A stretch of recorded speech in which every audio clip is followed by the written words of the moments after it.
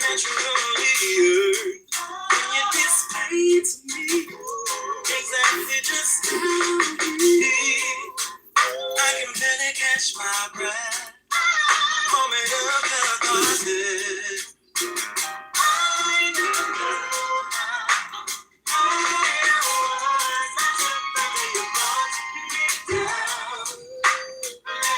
this is my favorite Tiny Desk.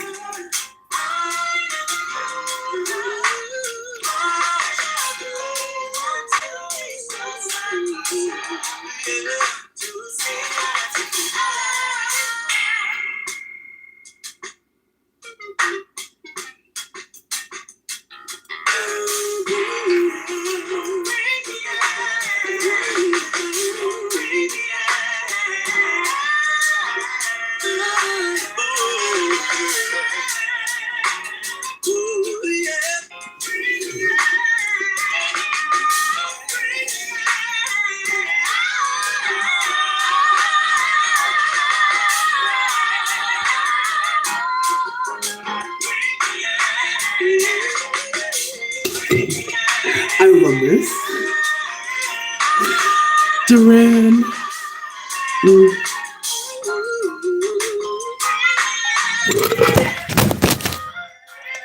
That is sad as hell. I am so sad. But listen, the three of y'all, I hope y'all next ain't hurting. For real. I'm so sorry that happened to you. I really thought we were secure. I was moving a lot, so I'm gonna blame myself. I'm sorry for your neck looking like that. I'm really sorry for real.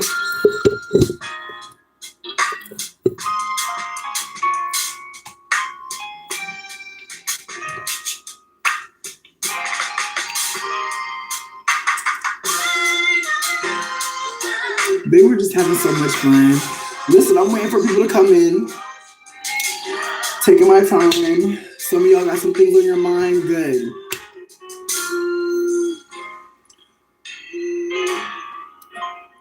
Just say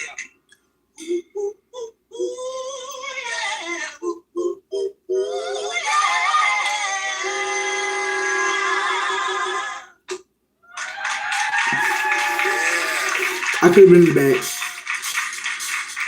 I could have been for that.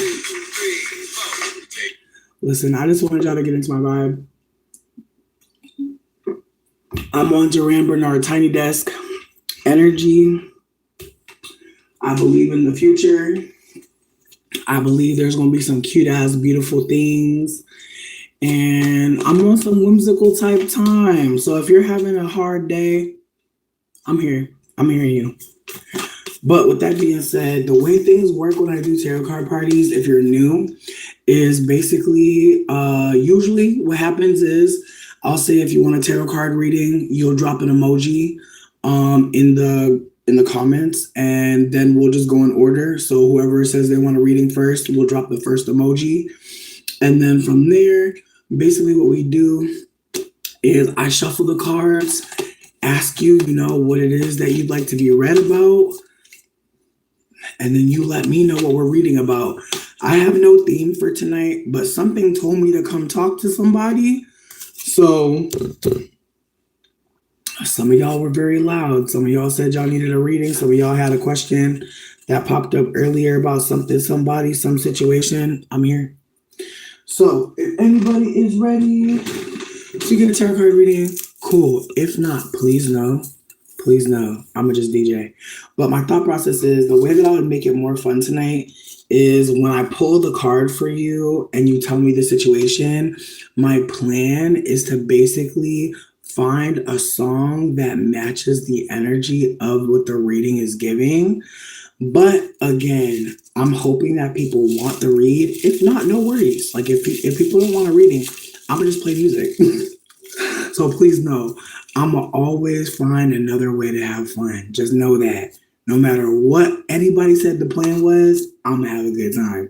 So if folks want a reading, drop an emoji. If folks don't want a reading, don't care, just here to kick it, great. Bitch, come kick it.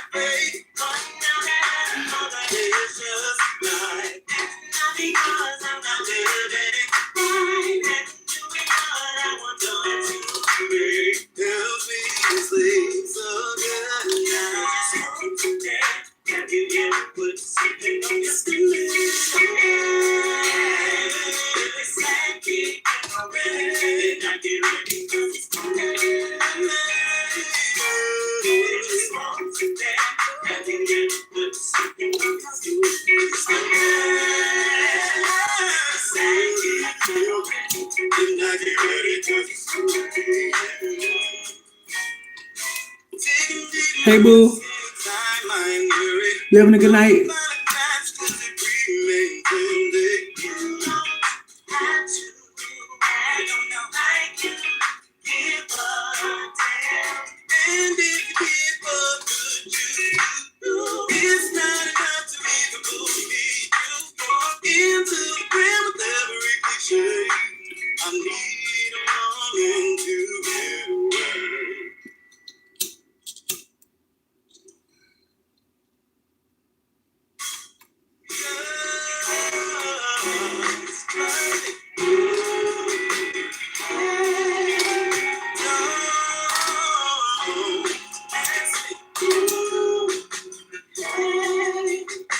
Oh, bitch.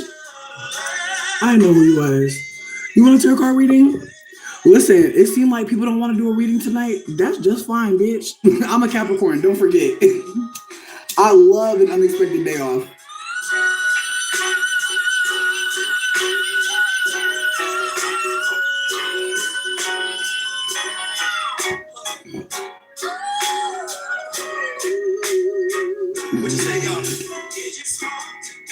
Hey, of course.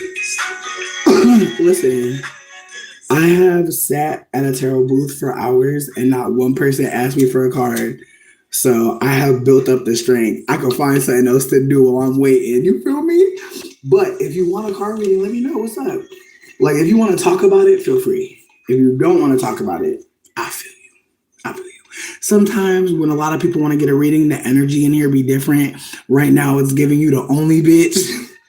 So I can understand if you don't want to tell any of your BI. But if you wanted to give like a general topic, you know, like are we pulling a general reading? Are we doing a reading on someone? Are we doing a reading on some experience? Are we doing a future read, you know? But as you can see, you're my only client. So babe, let's have fun. Whatever you got a question on, let me know.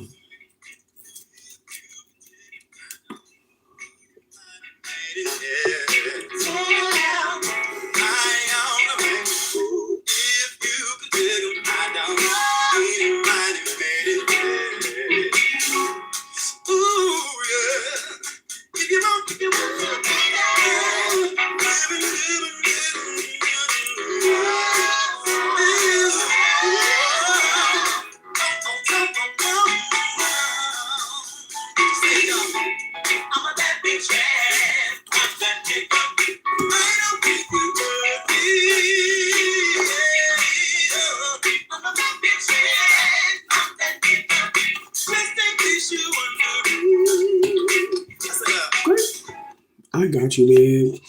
I got you. Okay, so Mel's ancestral team. Mel is coming through and has some questions about their future.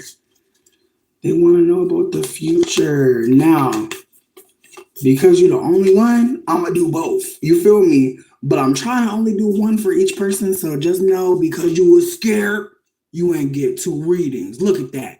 But if you're not scared, you could still get 1. So you said, what are your next steps in your music career? Where do we want the reading, from the top, the middle, or the bottom? Let me know. Let me know, Bookie. Let me know.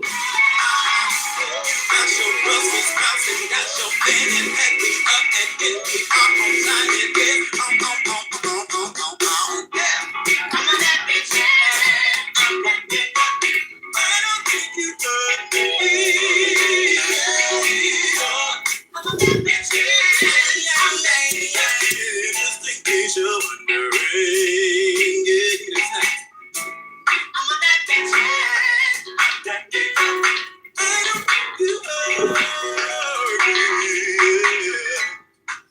all right, you said top.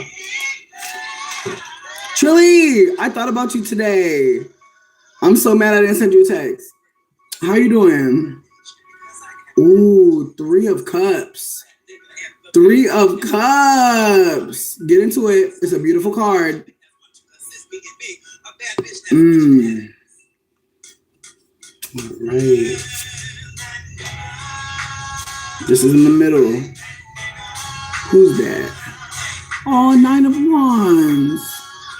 I feel you. On the bottom.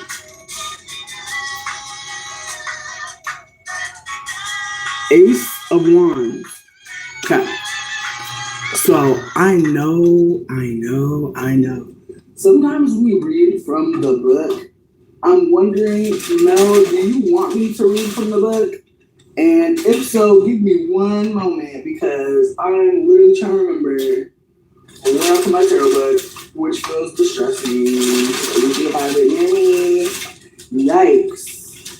Unprepared.com. Damn. I'm trying to think.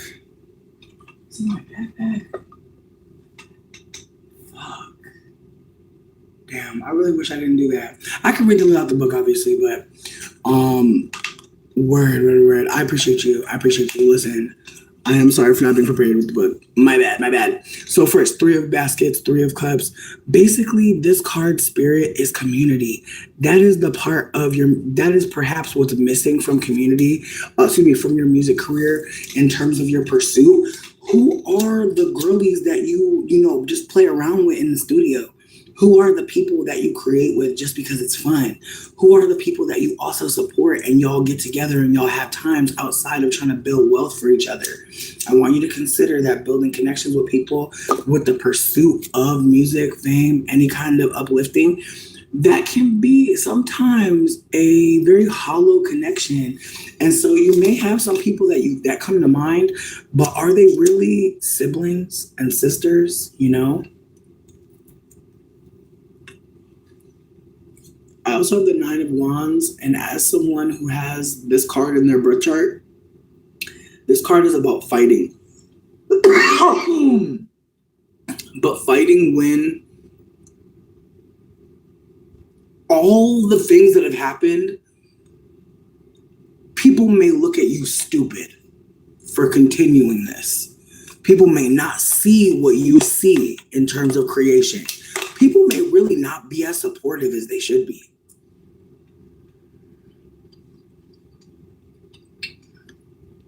That's why the 3 of Cups came up first. You need support because you don't have as much as you need. For as much things that are in your life that are not uplifting you, you got to get serious around having community, having more than just yourself. But again, Ace of Wands upside down on the very bottom as a whisper from spirit, it's showing that you have to plant the tree before you get to have any good experiences around it. So it's very much showing that you have to build these connections with these people before you're ever going to see what the legacy of it holds. And so it's really showing that there's more work to do, but work in a way that perhaps didn't seem that important at the time. Perhaps at the time you were making superficial connections, going to mixers, going to talent searches, going to karaoke, going to open mics. Maybe you were just going places where you thought you would naturally bump into people to support you and to be supported by you. But now it's seeming like you actually need to be around people that have a common interest.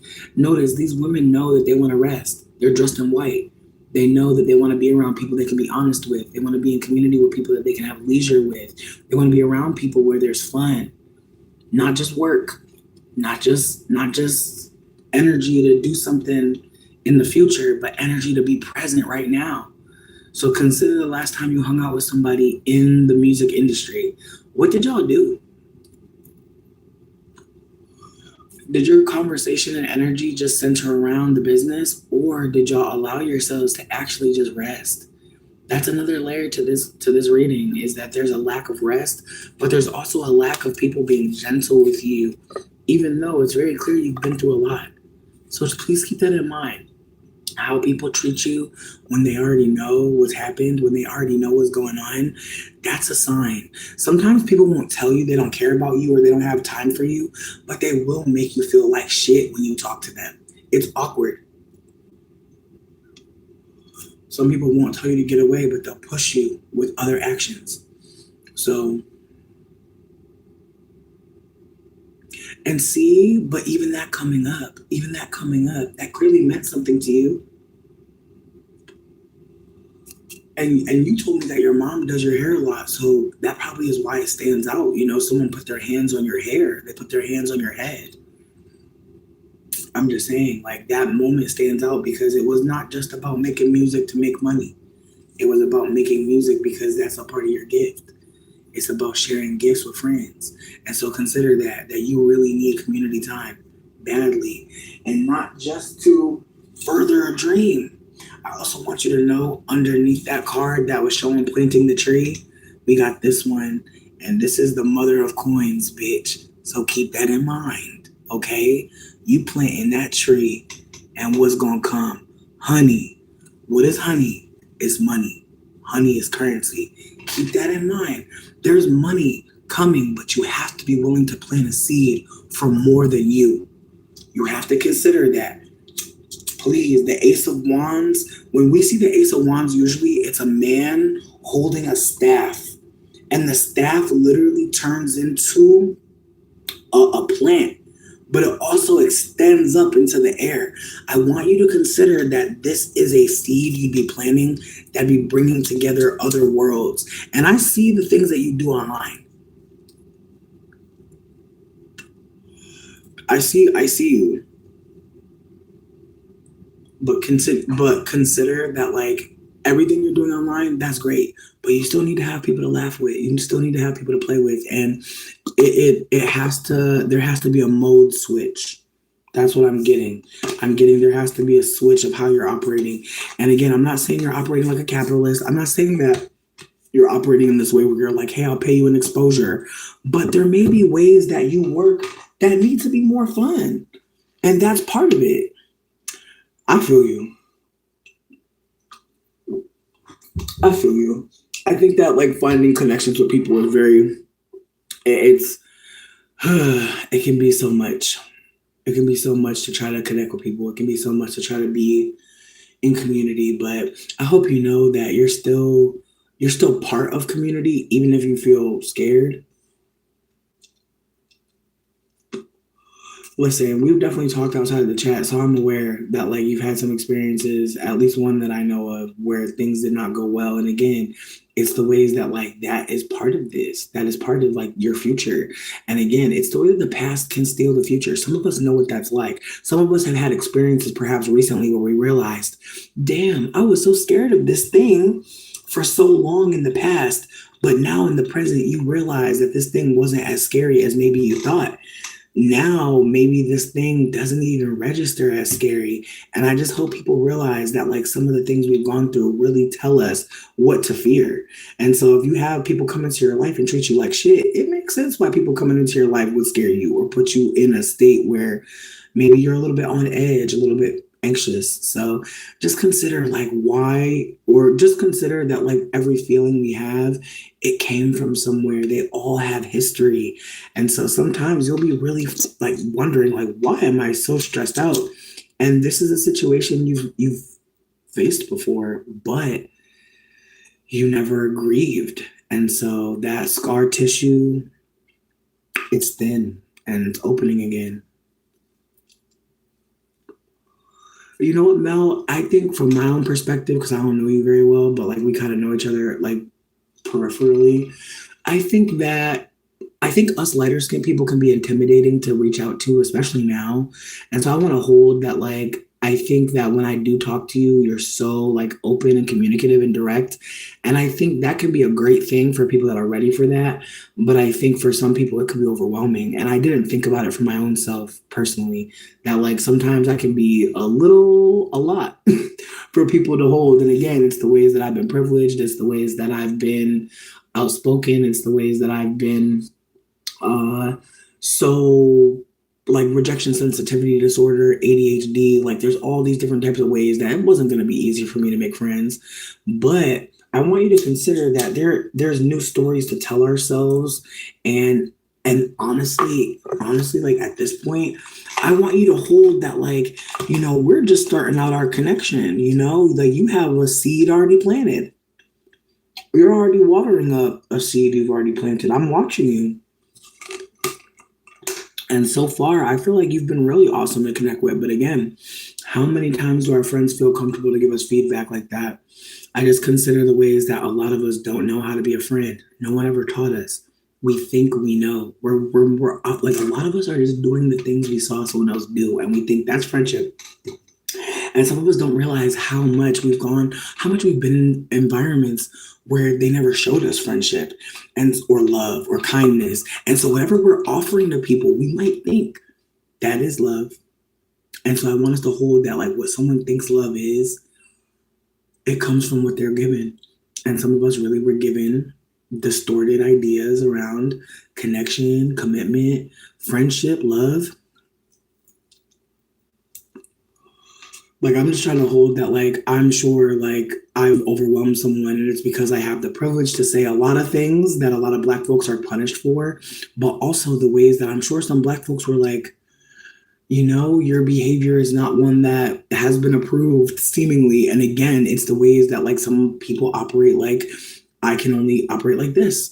And I've been privileged to talk to Black women who were dismantling internally and telling me things about the Black experience that I could have never just come up with on my own.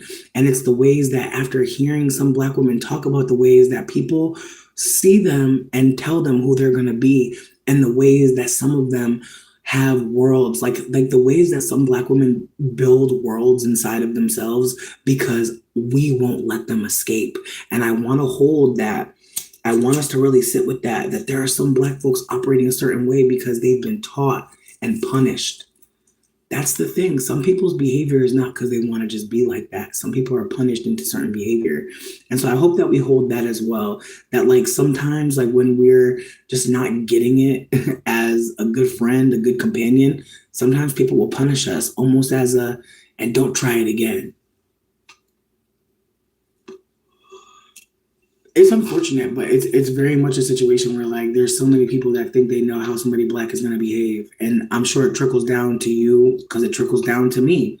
People are surprised when I'm kind to them, and it really hurts because I am a kind person, but I've been taught a lot of times by white people that being kind to white people can be dangerous. And so I'm sure in ways someone has that understanding about us mixed people. Being kind to us can be dangerous, and I'm sure it's true in many, many manifestations. And again, just the same way the indigenous were kind to white people and how they paid. And so I have to hold it like that there's some people that will never give us their kindness because they have learned through their ancestors it's not worth it to trust.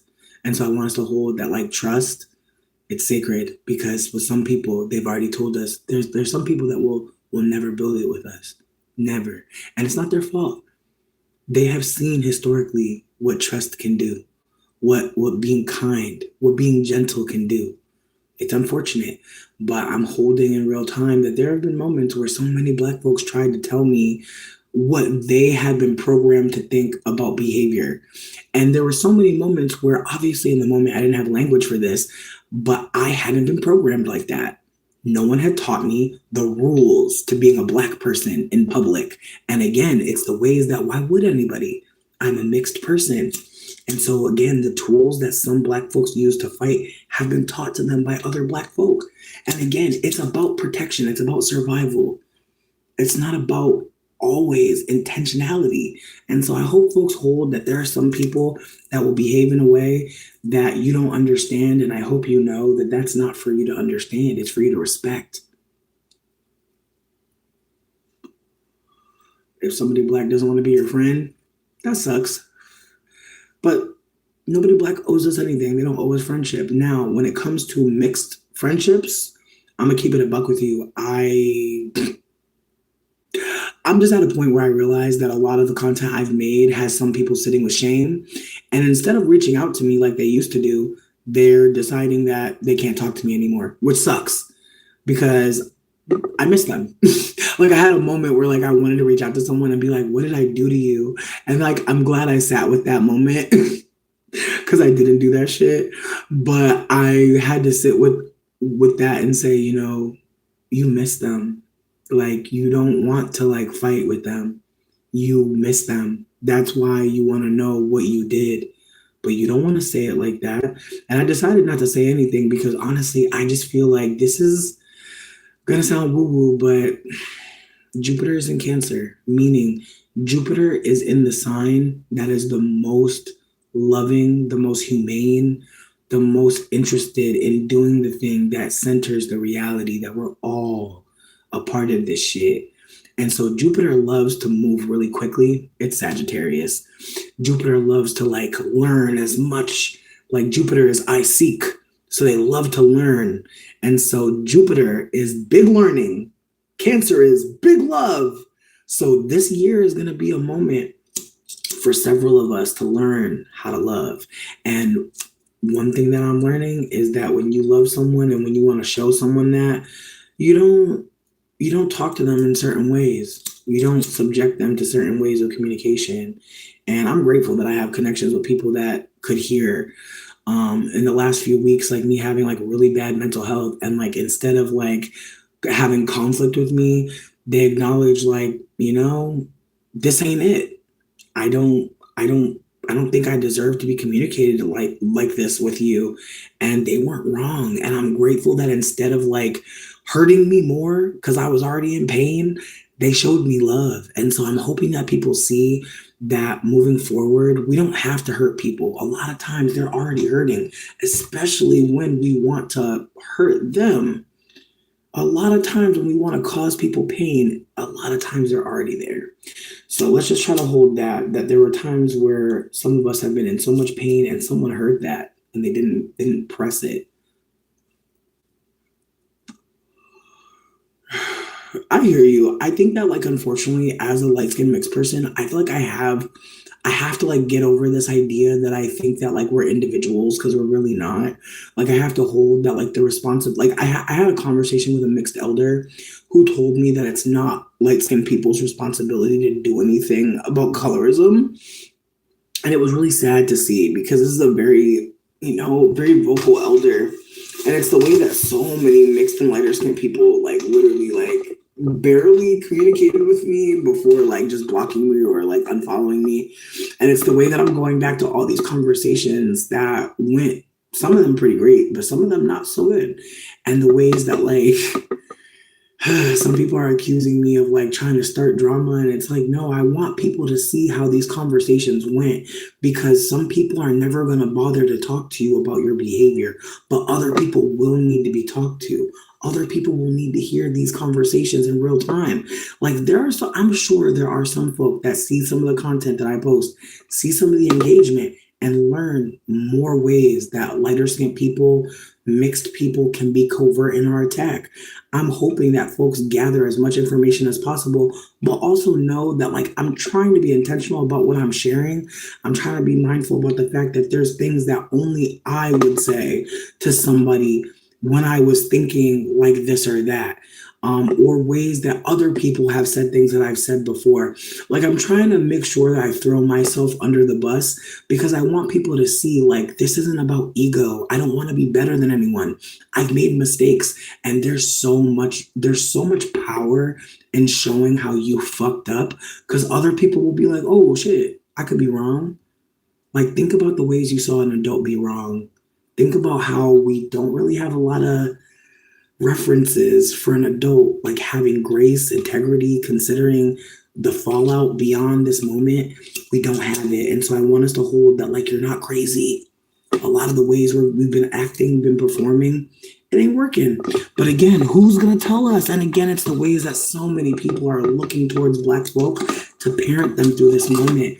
And which is why I am trying my best to uplift that Black folk told y'all they're tired. Black folks that leave us alone. That was a collective. Like, I want y'all to consider that, like, that moment was not just a moment. That was so many generations of Black people making a statement publicly.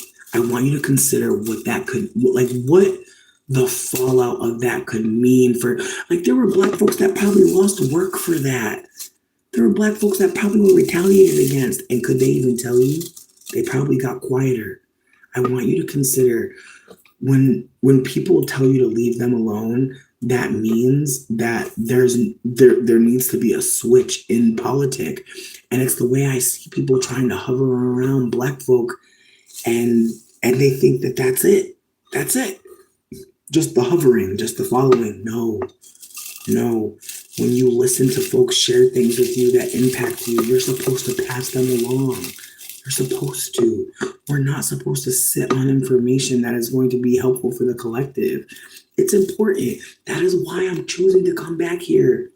I thought about making a new channel, and like, I have an idea for like a tarot space that I'm invested in, but I wanna die on this channel, bitch. Like, I wanna die knowing that I was wrong, and I'm working on it. That I was colonized in my behavior, and I'm sure there's other ways I can find colonization if I just wait. Again, it's the ways that I want to talk in a way so that people don't get scared of being the one that was colonized. Stop being scared of being the one that was wrong. It's a beautiful thing that people love you enough to tell you. Think about that. Let's celebrate that. Let's celebrate the people that are not scared of you. I wish people would hold that when people talk about your behavior and how it's impacting them, they're not scared of you and what you're going to say next. They know it's more important to say what happened and to make the time with you. Just consider that when people sit down to talk to you, they're making time with you. Time is a bunch of moments, and some of them are collective, but not all. Think about that. Think about all the time we don't know about. And beyond it being the past, time right now that we'll never know about, where there's conspiracy over our lives. Again, we talk in public, we're recorded, we're on camera.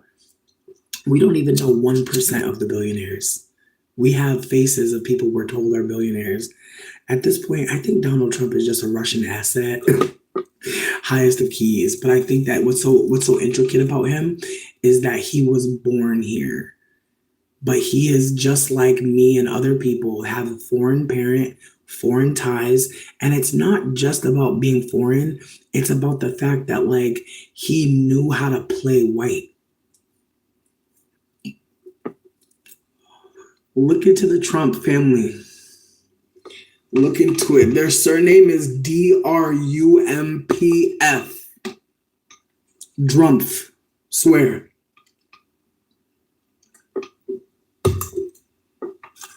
I caught a Jon Stewart episode and found out his maiden name.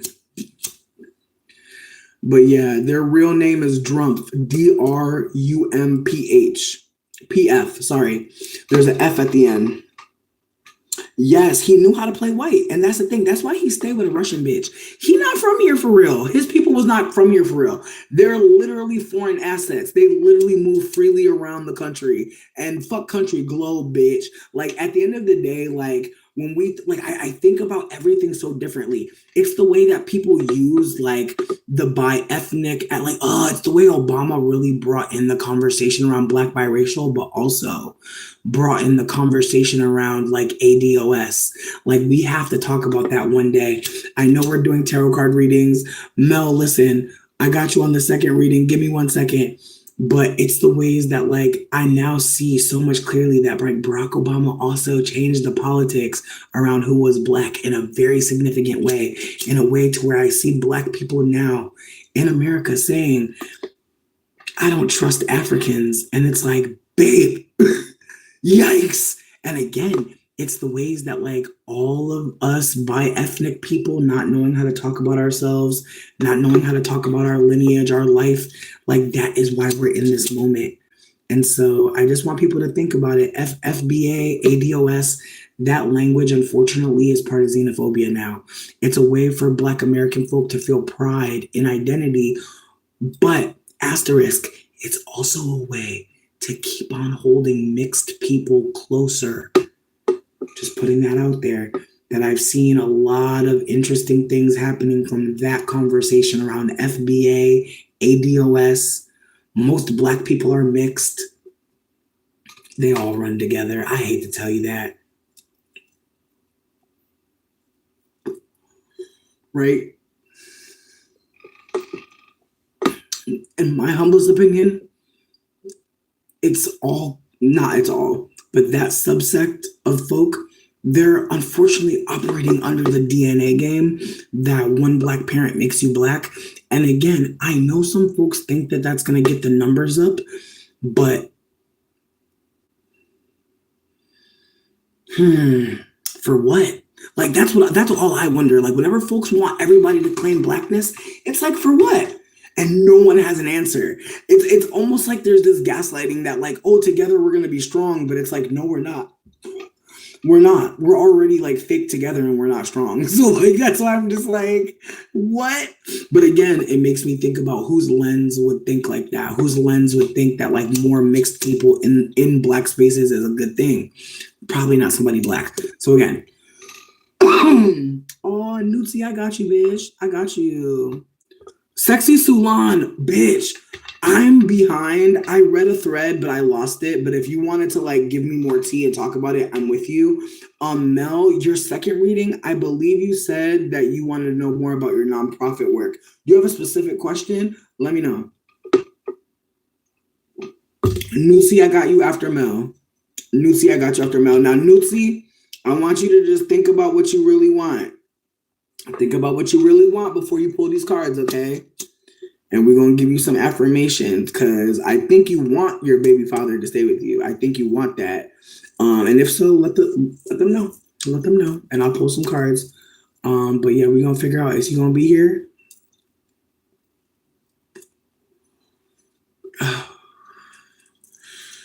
Also, you know what? I said I was going to play songs after people readings. And honestly, Mel, I feel like this is the song that it was inspired by that first reading.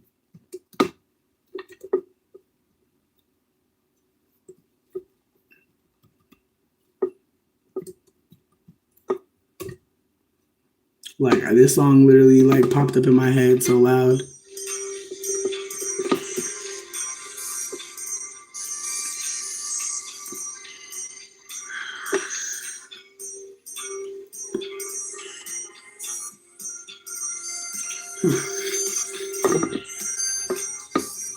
I'm gonna do some digging. I'm gonna bother you.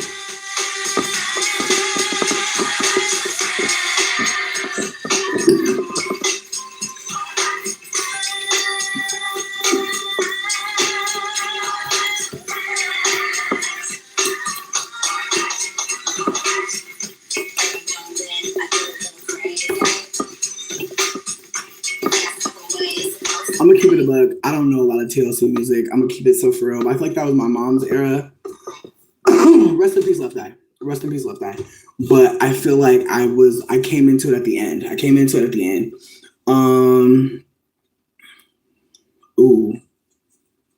Yikes. Yeah. I heard about the Sexy Salon, but I feel like it was only one page.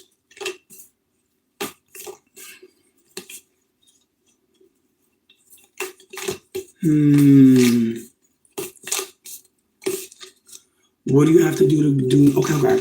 All right, Mel, spiritual team. I know you're still with us from that last reading. Thank you so much for providing so much. All right, Mel wants to know about this. Ooh. Okay, well, I want to see what's going on with y'all because I don't be throwing cards usually. What's up? Ooh.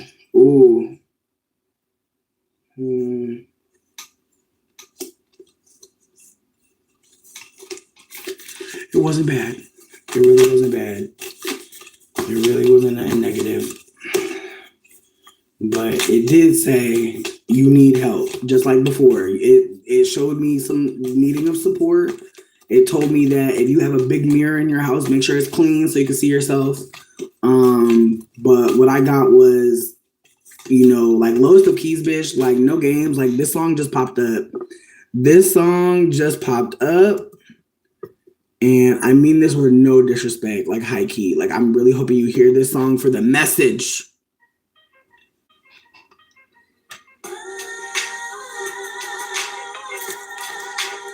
You need help. You cannot carry it on your own. Top, middle, or bottom? And Moon, I got you after Nutsi. You're number 2, okay? Nutsi is number 1, and then it's Moon.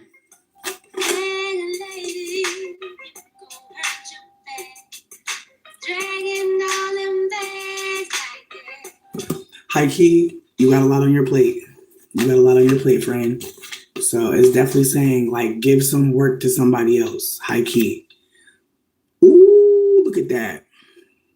6 of Knives. All right. 6 of Swords for anybody that's not working with the same deck as me. And this is the Black Tarot deck by Nyasha. Excuse me. Nyasha. Damn, I really played myself not having the book. I'm looking up her name because honestly, I love this deck so much and I really want her to get coin if she can. But yeah, it's one of the best decks. I think it's really beautiful. And I hate that I'm blanking on her last name. But you know what, though? I like to think whenever I forget something, it's because there's something else there that I needed, right? All right. You would think it would pop right up on top. I really hate this type of shit where it's like you type in somebody's product and like there's no information about it. No information about the person who created it. That is so fascinating. Wild times. Okay, yeah, Nyasha Williams. I knew it was a W, but I didn't want to make it up. All right, so like I said, we got the 6 of Knives up top first. As you can see, this person is scaling a mountain, meaning that this is taking a lot of pauses. This is taking a lot of inner core strength. This is taking a lot of fearlessness. Think about this. Like, look at this person. They're attempting to scale this mountain, this rock face. So you're fine, Moon. Take your time. So keep that in mind. We got the 6 of Knives from the middle. On the very top, Son of Baskets. Okay, so this is the Page of Cups. What I want you to consider when we get cups, we're dealing with emotions. We're dealing with, drink, like sometimes a little drink, a little inebriation, a little intoxication. But also the Son of Baskets, it's giving like there needs to be more love at the core. It's also giving that like you need to have a relationship with the people you're working with, maybe deeper than like perhaps you and your partner are supposed to do this together. But it's showing that there's a new relationship. There's a new kind of relationship, a new way of operating. Again, there's more love that needs to come. You really can't do this shit by yourself, and you be trying to do a lot by yourself. And you're strong as fucking powerful. It doesn't mean you're not those things. In fact, I would wager it's strong. It's very strong to know that you can't do it by yourself. It also takes wisdom to realize that, but sometimes you burn out, you don't get the thing done. And that's what turns you. That's what changes the perspective. The next time you do something, you realize you need more. Okay, and this is what was on the bottom. Who is this? The Magician. This is a really powerful card. The Magician is, I want you to remember the Fool is every card. So the Fool is on a journey. So to be a fool means to be curious, to not know. And so with that being said, the Magician is when the Fool is realizing he can create. It's realizing he can do more than maybe what he thought. And because the Magician was upside down, there's a part of me that feels like your tools of creating may be limited in ways. Like maybe you feel like you're mostly a musician, but I would wager you're many things, not just mostly anything. But again, it's the ways that are you allowing yourself to be creative? Are you allowing yourself to make a mistake while you're, concocting something in your laboratory? Like, I really want you to consider ways that you're trying to perfect something, ways that you're trying to really get it right. And part of the Magician's magic is that he doesn't know if he's getting it right. He's learning through creating by not staying still, by not accepting what the circumstances are. He's allowing himself to be wrong, but also be witnessed in community. And so I want you to consider times in terms of this endeavor when you don't know what to do. And so it will mean seeking out mentorship. It'll mean reaching out to someone who's creating and you can see that they're comfortable with their creation. You can see how happy they are in creating. You see them celebrating. I feel like maybe look for people who are doing things that you want to do and they're celebrating it. And that's how you know you want to be around. I think that all of the cards that we pulled for you tonight were really about reconciling with the reality that stepping away is part of it. That you can only come back to community if you take your step back.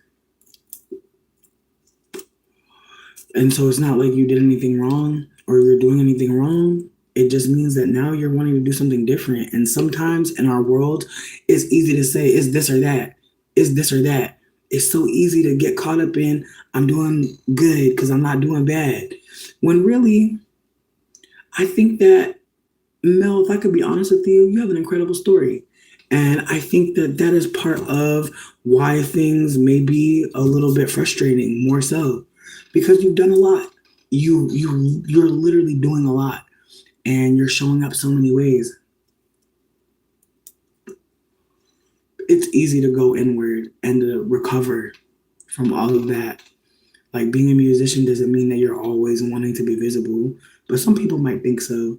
And so consider that like there's times where you got to get out of here. You got to jump. You got to get out the way. But there's also going to be many more moments where people really want you to stay. And not just to talk business, not just to talk about the future, to talk about right now, how you're feeling. Just try and remember places where you go where people don't ask you to escape, where no one asks you to hide anything, where people accept you where you're at. And they don't make it seem as if there's something you need to do to get closer. There's no work to be done other than come closer to me. Be in my space, be in my community. Again, there are going to be people that we get around that will let us know you could never be a burden. You could never be a bother. I'm so grateful I have you in my life. Go towards people who speak kindly to you and don't make you fight or have to beg for the acknowledgement that we all need as humans. Like consider we're born inside of somebody's body with a heartbeat as the first clock. Just consider that there's so many ways that we are out of step, but we're finding our way and we're going to dance. And I know that some people may not feel like dancing, but consider this, some are. And I hope you don't feel no shame that you still found joy, even though today, the money ain't hit. Sometimes you'll feel like, why am I happy? I'm broke. Bitch, cause the colonizer couldn't put a price on happiness, bitch. Well, I mean, he could, food be costing money. That'd be making me happy. But I'm just saying, like, the colonizer couldn't make you pay to smile. They couldn't, like, some emotions, yeah, they do have capitalism in the details. But there's so many moments that, like, you can't buy. So many feelings that don't have shit to do with the money. In fact, even having money won't stop those feelings. Can't even buy nothing to replace that feeling. Ooh, sometimes. Nutsi, are you still here, Buki? Mel, listen. The reading was giving you deserve friendship even though you're scared. And if people are scaring you, honor that reality. Don't gaslight yourself. If people moving how they used to move when it was weird, take that wisdom you've gained and move accordingly. But keep your heart open. Like, I feel like you're one of the first mixed people that I've talked to candidly about colorism in a minute. There's not many people that I'm in community with that like will actually like be like with me in that combo. And so I value you very much. Like, I am really glad to see you tonight. And I'm really hoping that you know that, like it's not, there's no rules for the future. And some people are going to struggle because they're really used to the rules of this world. They really thought the rules of this world was keeping them safe. It's fucked, but it's true. And you'll meet people and you can tell they think like, I'm following all the rules. Why is my life not good? I really think that the more you break away from what people expect, I think that you'll find that you'll meet people that will be close with you because they want to do the same. They don't want to be held to a certain standard of behavior, and they'll be able to feel safer with you because you're not upholding it anymore. Just consider that.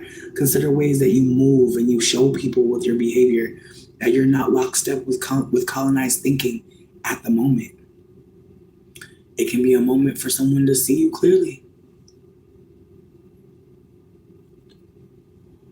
You're all good. Listen, I appreciate you, and I'm also going to make sure that this live is saved. So just keep that in mind, y'all.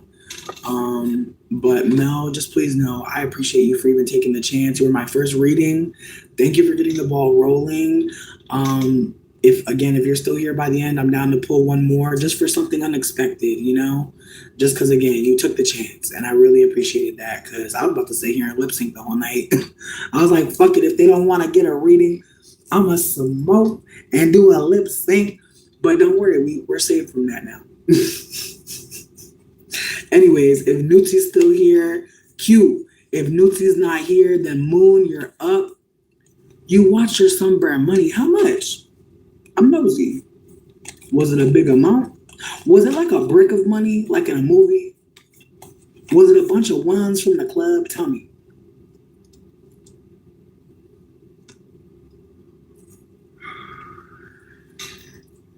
Mel, thank you. Listen, I'll pull the card whenever you want. Listen, we're in community. Pop up on me. I'll see you later. YouTube-ish.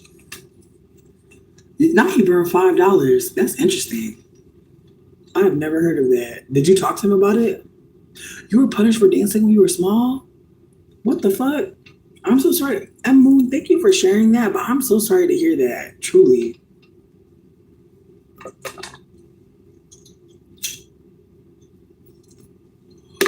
Thank you, truly. I appreciate you so much. Listen, I want to be candid that if people want to tip me, I'm really appreciative. Don't get me wrong. But I see the price of wings. And low-key, bitch, somebody, like, thank fuck, but somebody that gets readings from me told me or told their sister about me. Shout out to the sister. Woo! Shout out to the sister. Because, listen, that blessing is why I'm here. A dragon in Chinese astrology. Okay, I'm glad you cleared that up because I was really sitting here like, tell me more about your dragon, son. I was like, let's get stupid. Tell me more.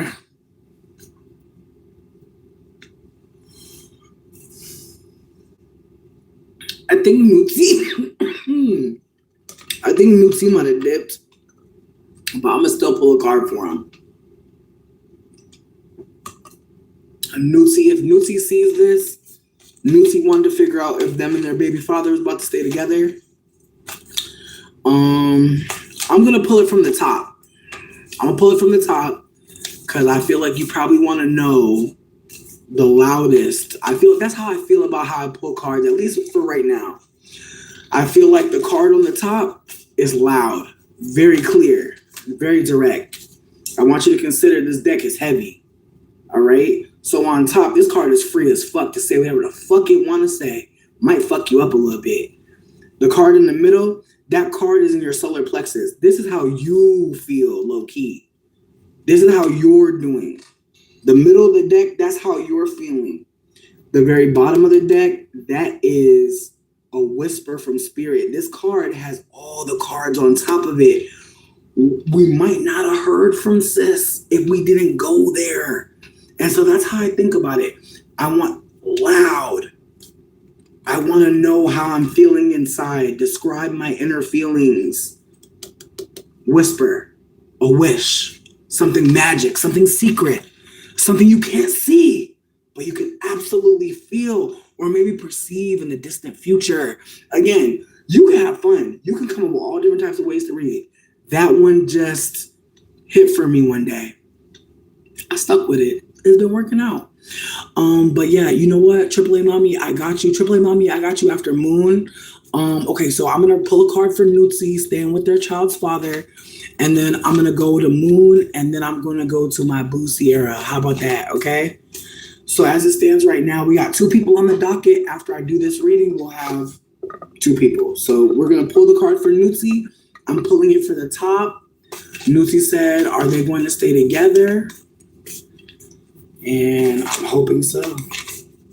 I'm really hoping so. It seemed like that's what she wanted. Nutsi's ancestral team. I know you saw her in here earlier. I know her energy is still with us. She never left my mind. She said she want to know if her and this man gonna make it work. She said she carried a child. All right. Nutsi. Ooh. Ooh. Ooh. Okay, daughter. Daughter. Daughter of coins, bitch. Up top. Between me and you, I feel like the Daughter of Coins is a great card to get because she is really close to her mother, the Queen of Pentacles. But her being a daughter, the daughters are knights. They fight. The Knight of Pentacles, there's a part of me that feels like this card is a yes and. Like, not only will this man be with you forever, but it won't be just to be with you. That there will be resources that you both connect with. And there's a reason why you want to keep him in your life. It's not just about him being your child's father. You love this man. You want something with him that goes farther than what anything else has gone. But at the same time, when I see the Knight of Pentacles, I see a knight that unfortunately might be so focused on resources and protecting things that may not need to be protected anymore, that perhaps there's a narrow vision on like what you're going to get from that connection. And that's all I have in terms of like the, yes or no. Like it feels like yes, but it feels like yes because of other things, not just because of you. Okay, who is this? Oh, Eight of Wands. Now, when we see the Eight of Wands, we're dealing with the fastest energy. Like the Eight of Wands usually is just like 8 sticks. Like there's no person. It's just movement. And so with that being said, it's upside down. So it feels like in your heart of hearts, there might be a fear of being stuck and being a parent at the same time. There might be a fear of not being able to live life as freely, move as freely as you have in the past if you don't have his support. And so just consider that like this relationship, if it's not honoring you and making you feel like an equal, consider, how it's really going, because the Daughter of Coins, as I said, she's a knight, that white horse, purity. And so consider that like just because you had a child with him doesn't mean that he gets to have access to you forever. It also doesn't mean that like what you want isn't coming. There could be processing that needs to happen, and that's why that card was upside down.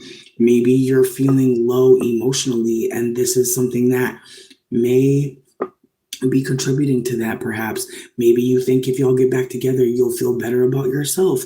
It's really giving, though, this is a personal moment to really consider what you're fighting for. Are you fighting to have a more financially balanced life, or are you fighting for something that will maybe put you in a position where you have to be fighting, period? And on the very bottom, a whisper.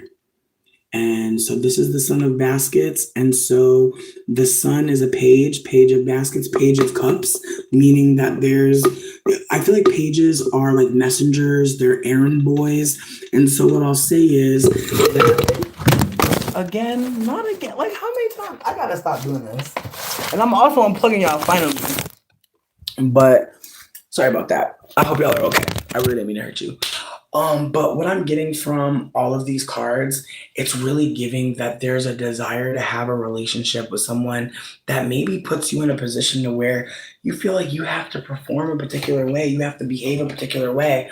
And unfortunately, it's not feeling as good as it used to.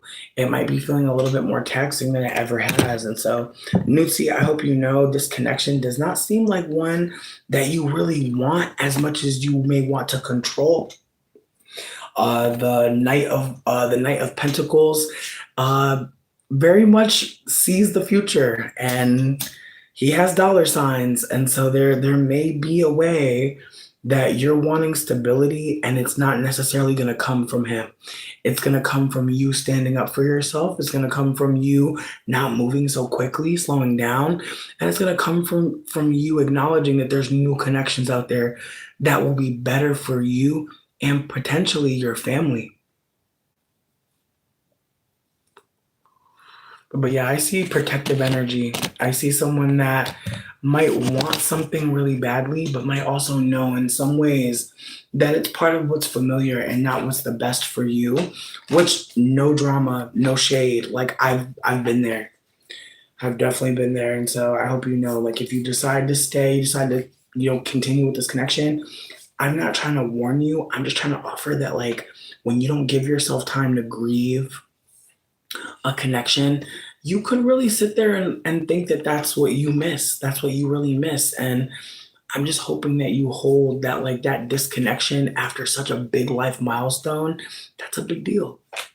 Like, you not having access to someone that you created a child with in a particular way, that's a big deal. You're not a bad person. You didn't choose wrong. Like, please don't think like that.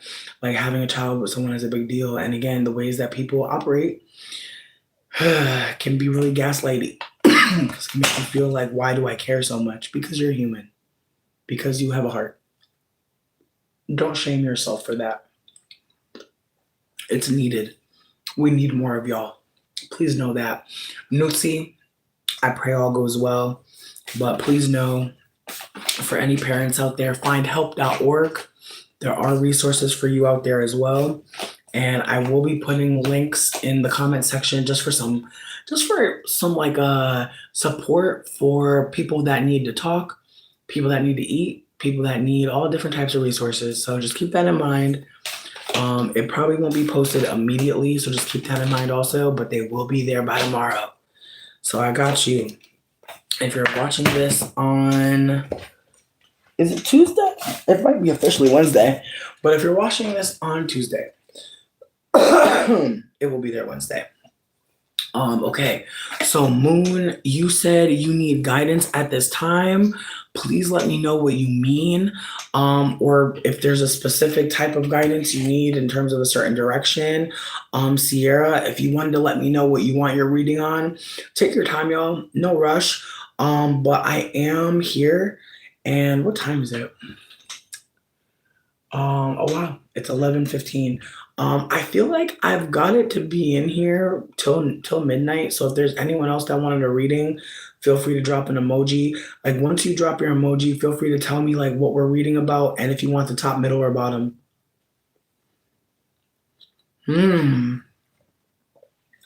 What, and are they signs regarding something? Like, are you wanting to know about a direction? Are you wanting to just like have a card pull just to pull? The meaning of the messages. Okay.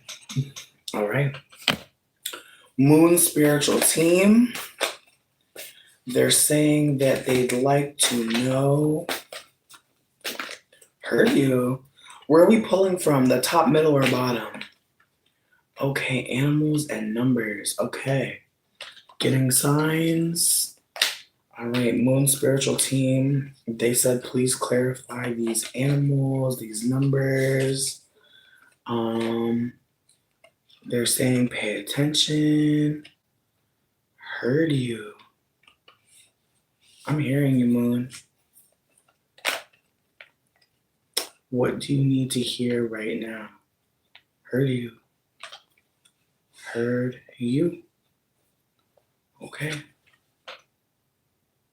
Ooh, who is that? Oh, the star card. Oh, that's a beautiful card. Okay, so we have the star card on top, upside down. We've got the temperance card sitting right up, looking right at you. And then on the very bottom, oh wow, we've got another seed. Ace of Wands. Okay, first of all, the star card is big Aquarius energy. I remember reading that the star card is a card that is so interested in being loved and loving.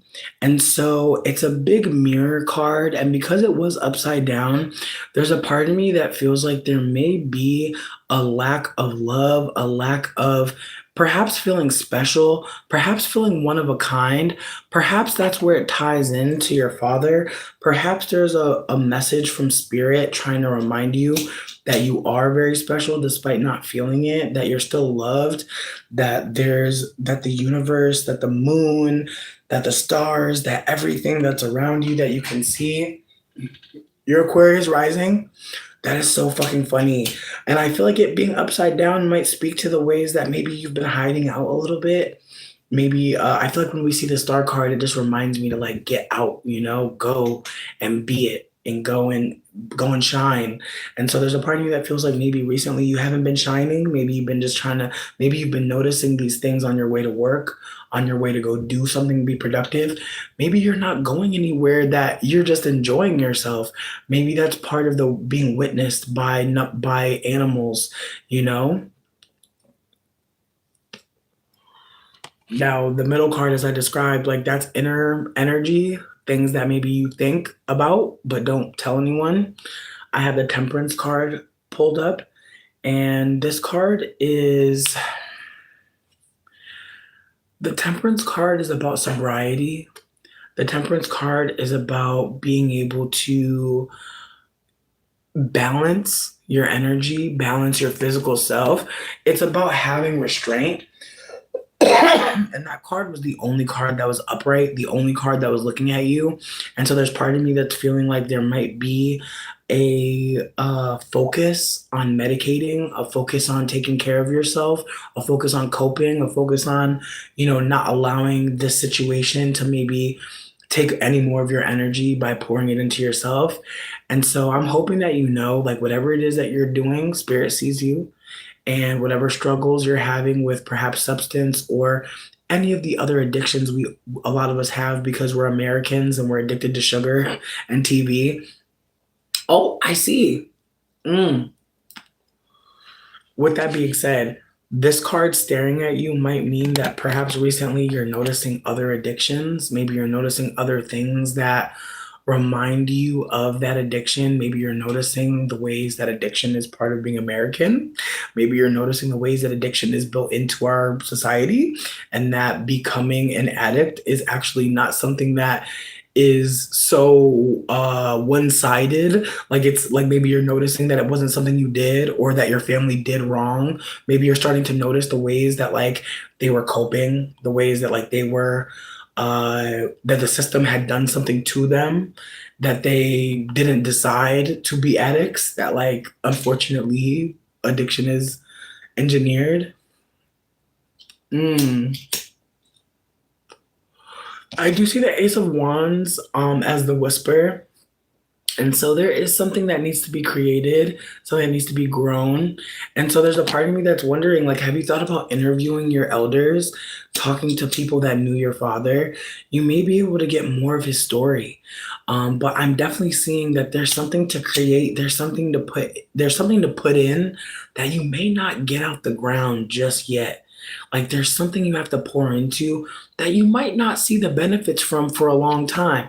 The Ace of Wands, as I told y'all, it's a man it's like the hand of God holding a staff that literally grows from the ground up into the sky.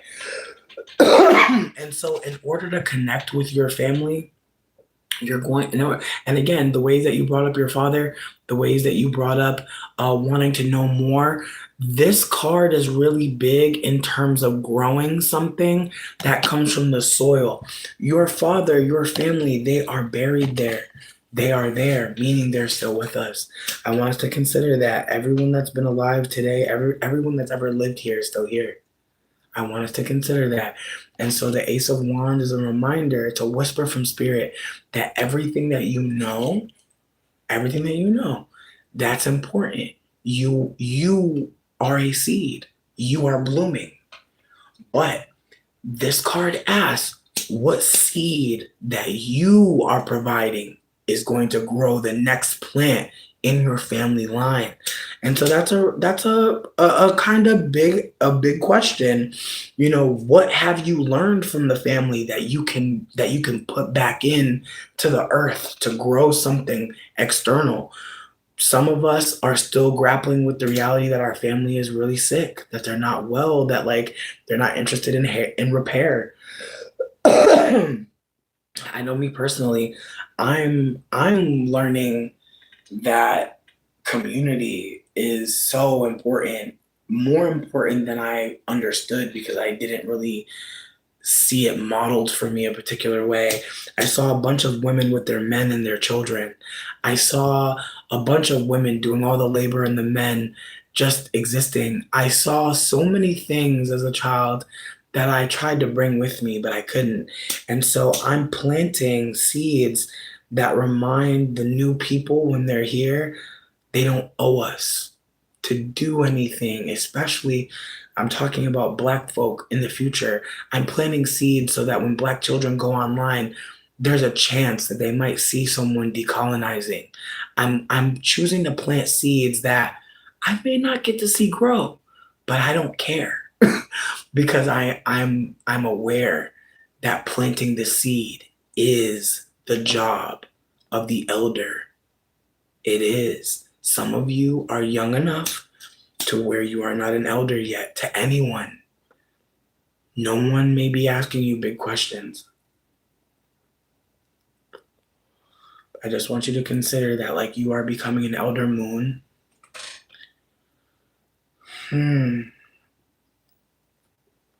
Listen, you can say black and white, we're all one, but unfortunately, white people don't operate that way. And unfortunately, whiteness created blackness.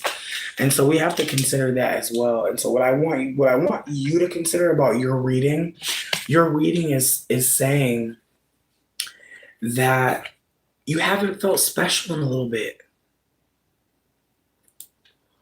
You haven't been able to flex your uniqueness, the ways that you are different. And don't get me wrong, escaping addiction,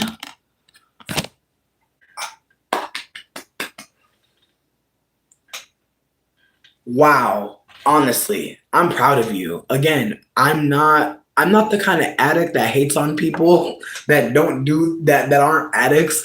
I think that personally, I'm trying to work with harm reduction. So I feel like when I feel like me I don't think about escaping addiction as insofar as I think about it as, I am trying to reduce harm. Listen, I just wanted to celebrate you. It wasn't about praising you. It was about celebrating you because that's clearly a big deal. You brought it up. I'm bringing up things that you brought up to remind you that is a big deal. I'm proud of you. I'm glad that you were able to get, you were able to get some control. Cause I think about that. I think about how sometimes sometimes this should be smoking me. Hear me out. I think that addiction is personal. I think addiction means you're coping through something. I think addiction, unfortunately, is a symptom. I don't think addiction is the problem. And I think that unfortunately some of us addicts talk about it like that's the big problem. Our cope, our tool of pleasure, our tool of escape. That's the problem. That's the devil. And so I try to remember that, like, as a Capricorn dominant, meaning I have the devil card all through my chart, I had to hold that, like, there's ways that we see things as the devil and then we disengage because we can. If you say it's bad, well, shit, I could say anything about it. And I want you to consider how that translates. Once we pick something that's bad that we can kick, how much you wanna spend to be good? How much you want to perform goodness? I want you to just consider that. So that's one layer of this. Again, moon. I want you to consider the ways that addiction, in my humblest opinion, is a symptom. And because it's a symptom, one addiction may beget one may beget the next. You feel me? That's why I was talking about grieving earlier. You lose something big like addiction in your life, and addiction is something you may want to fill that hole with something. It's why people, when they stop doing drugs, sometimes they turn to food because sugar is an addiction. Sugar is a drug. I want us to consider that. There's things that are drugs, there are things that are medicine, there are things that are both. And so I think about that way of thinking. Listen, I just want you to consider that we are proud of you for for breaking a cycle of addiction that you named is generational, meaning that maybe you grew up in an unsafe home environment. Maybe that's why it's important to you to help people. Maybe you want to stop people from maybe putting people through stuff that you went through. That's really admirable. Again, the lack of feeling like an individual might push you to think that like certain things that you do are why you're special. But the star card is a reminder that we all are special. Think about how many stars are in the sky. You think the stars don't sometimes be like, damn, that bitch shining a little bit too bright. You ever think about that? Just like how there's so many, and we look into the sky and we're not picking one out. I mean, we do pick out the moon, but I think about the ways that there's all those stars in the sky, and we're just so happy to see God's freckles, right? And so, with that being said, you are always special. You're always unique. And again, as a Aquarius rising, low key, I'm kind of nosy. I kind of want to know what your rising degree is in Aquarius, just because that might help move forward, you know? Because when I found out my rising degree, I literally, like, my life changed. Like, not to be crazy, like, but my life literally changed. Like, I started to really understand that the ways that I communicate with people is really important. And so with that being said, I'm hoping you know that, like, once you find out your rising sign degree, oh, okay, bet. And again, if you're someone that doesn't know your birth chart off rip, or you don't have your degrees, that's not a problem. There's an app called Chani app, Chani. There is a free trial.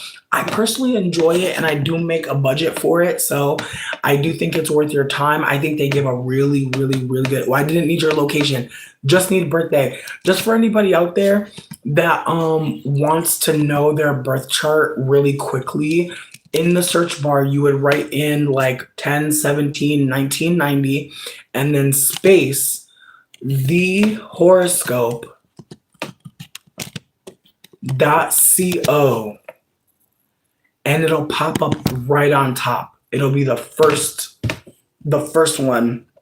And if you scroll all the way down, it'll tell you your birth time. Excuse me, it'll tell you your birth. It'll tell you your degrees. Now, I'll say this. I did my birth chart in this, and the degrees were accurate with no birth time, which really blew my mind. Because I always assumed that like two people could be born on the same day and have different birth times or different birth degrees. But maybe it just worked out that way. Ooh, delete. The reason why I cannot help you in this moment with your rising is because I need that's the thing. To get the rising, you need the birth time. But it's all good. Moon, if you get the degree of your Aquarius rising, just DM me. My links are like on my channel. I have no problem sending you your degree number. But if you guys know your degree number, you can easily just type in, Capricorn 31 degree into the search bar, and boom. Word, 3:08 p.m. Hear me out. I cannot do all of this right now. I do have other readings, but one thing I will do for you is I will give you your sun degree, because I can pull that up. In the future though, Chani app, Chani, that's when you'll get your info. But again, if you were able to pull up your chart easily and get me the Aquarius, we could have did it. But it's not a big deal. We're just going to do the Libra degree, or excuse me. Wait, sidebar. Yo, it says you're a Libra. Are you a Libra for real? I thought you were a Scorpio. It says you were right on the cusp. Am I crazy? Oh no, Moon, I already did a reading for you. I'm literally trying to give you a freebie right now. Okay, yeah. I'm trying to give you a little freebie, but we're not pulling another card. I love you so much. I appreciate you. Feel free to tip, though. Feel free to tip. Since you're so interested in another reading, I love a tip, high key. So it says Libra 23 degrees. And it's saying a tremendous boulder hovering over the ocean. Collective cycles are everything here. You are caught between worlds, part of many, belonging to none. Changes are imminent. The air is buzzing with future current. No rest, no quiet, no continuity. You verge on astounding things, held poised at the edge. You feel propelled by destiny to obsess upon where we all are now, where we came from, and especially where we are going. Gathering impressions toward the harvest, staying tuned for further developments, and knowing it's going to come any moment now. I can feel it rising up. And so again, Libra 23, I appreciate you so much for coming here. It seems like you are a storyteller for the future. Yana, what up? It feels like you have a lot of stories to tell, high key. And it also feels like you maybe should invest in your own tarot cards, because the Libra 23 degree, I would keep looking into that because that might give you so much. But trust me, get your rising degree. Look it up, because your rising is what rules the whole chart. So I know your ruler is Aquarius, but I don't know what energy of Aquarius, because Aquarius has so many different energies, right? So again, oh no, your sun degree is telling me like your ego, the spectacle of you, the you that people can see, definitely have a lot of things going on. But again, it does sound a bit anxious. It does sound like there might be a little bit of anxiety with that, with knowing that there's more. And so I'm hoping you are not crazy. If people call you crazy, they're limited, and you do deserve to treat yourself to ways to get more messages, because again, certain people's degrees, like I remember I read one and it was like a baby kangaroo in its mother's pouch, and the person I was talking to, like they were just like, yo, they were like, and again, the way that it was going, I could just tell like you are here, your experience in life is just so important for us to hear about. And from what I could read, it's literally sounds like a like even you saying right before I read that you hold yourself apart, that you're very like, you're not with everybody. Your sun sign literally says that word for word, that like you are in the middle, that you are living in between many worlds. Again, I'm sure you may have had dreams that were very interesting, or even visuals, like mentally being able to see full pictures. This is important. I really hope you take yourself seriously spiritually, because even the star card, even the reaffirmation that there's something going on Aquariusly. Word, listen, Moon, when you get your rising degree, I got you on a reading, and I'll definitely pull a card from your father, okay? Just reach out to me in DM. I got you. I just pulled 3 cards for you and you didn't tip. I don't want to get rude, but like, please, I've already set a boundary with you. Please, please, just consider how you're operating. I gave you a lot of energy. You did not pour anything back, and I still offered to give you something in the future, and that's still not enough. At this point, I feel like whatever you do next, I'm hoping you're considering what I have offered and what's happening right now. I just hope you take a deep breath and just consider how much I'm offering, because it does not seem like you're offering much. Now, that could shift. If you don't want to shift, that's fine. But I'm going to move on to Sierra's reading, and I'm hoping you consider what I said. Truly. You don't have to tip anything now. I'm going to move on to Sierra's reading, but I'm hoping in the future you consider that you could share before it gets to this point where I've already told you that I'm going to move forward. Again, just consider in the moment how abundant someone's being with you. Be abundant back. It's all good. Listen, I've already told you, if you want to kick it in the DMs later, that I got you. But I'm not giving any more energy because I don't feel respected, high key. So I'm going to move on. But I appreciate you truly. Like I hope it's not giving a bad energy. But I'm just trying to respect myself moving forward and just be mindful about how I'm moving. I have really I'm really just trying to be mindful. I hope you don't take it personally, but I understand if you do. I truly understand. I've been there. Reading for the career from the middle. Oh, my friend Sierra, I see you got more life. I see you got more things. I see you got more things.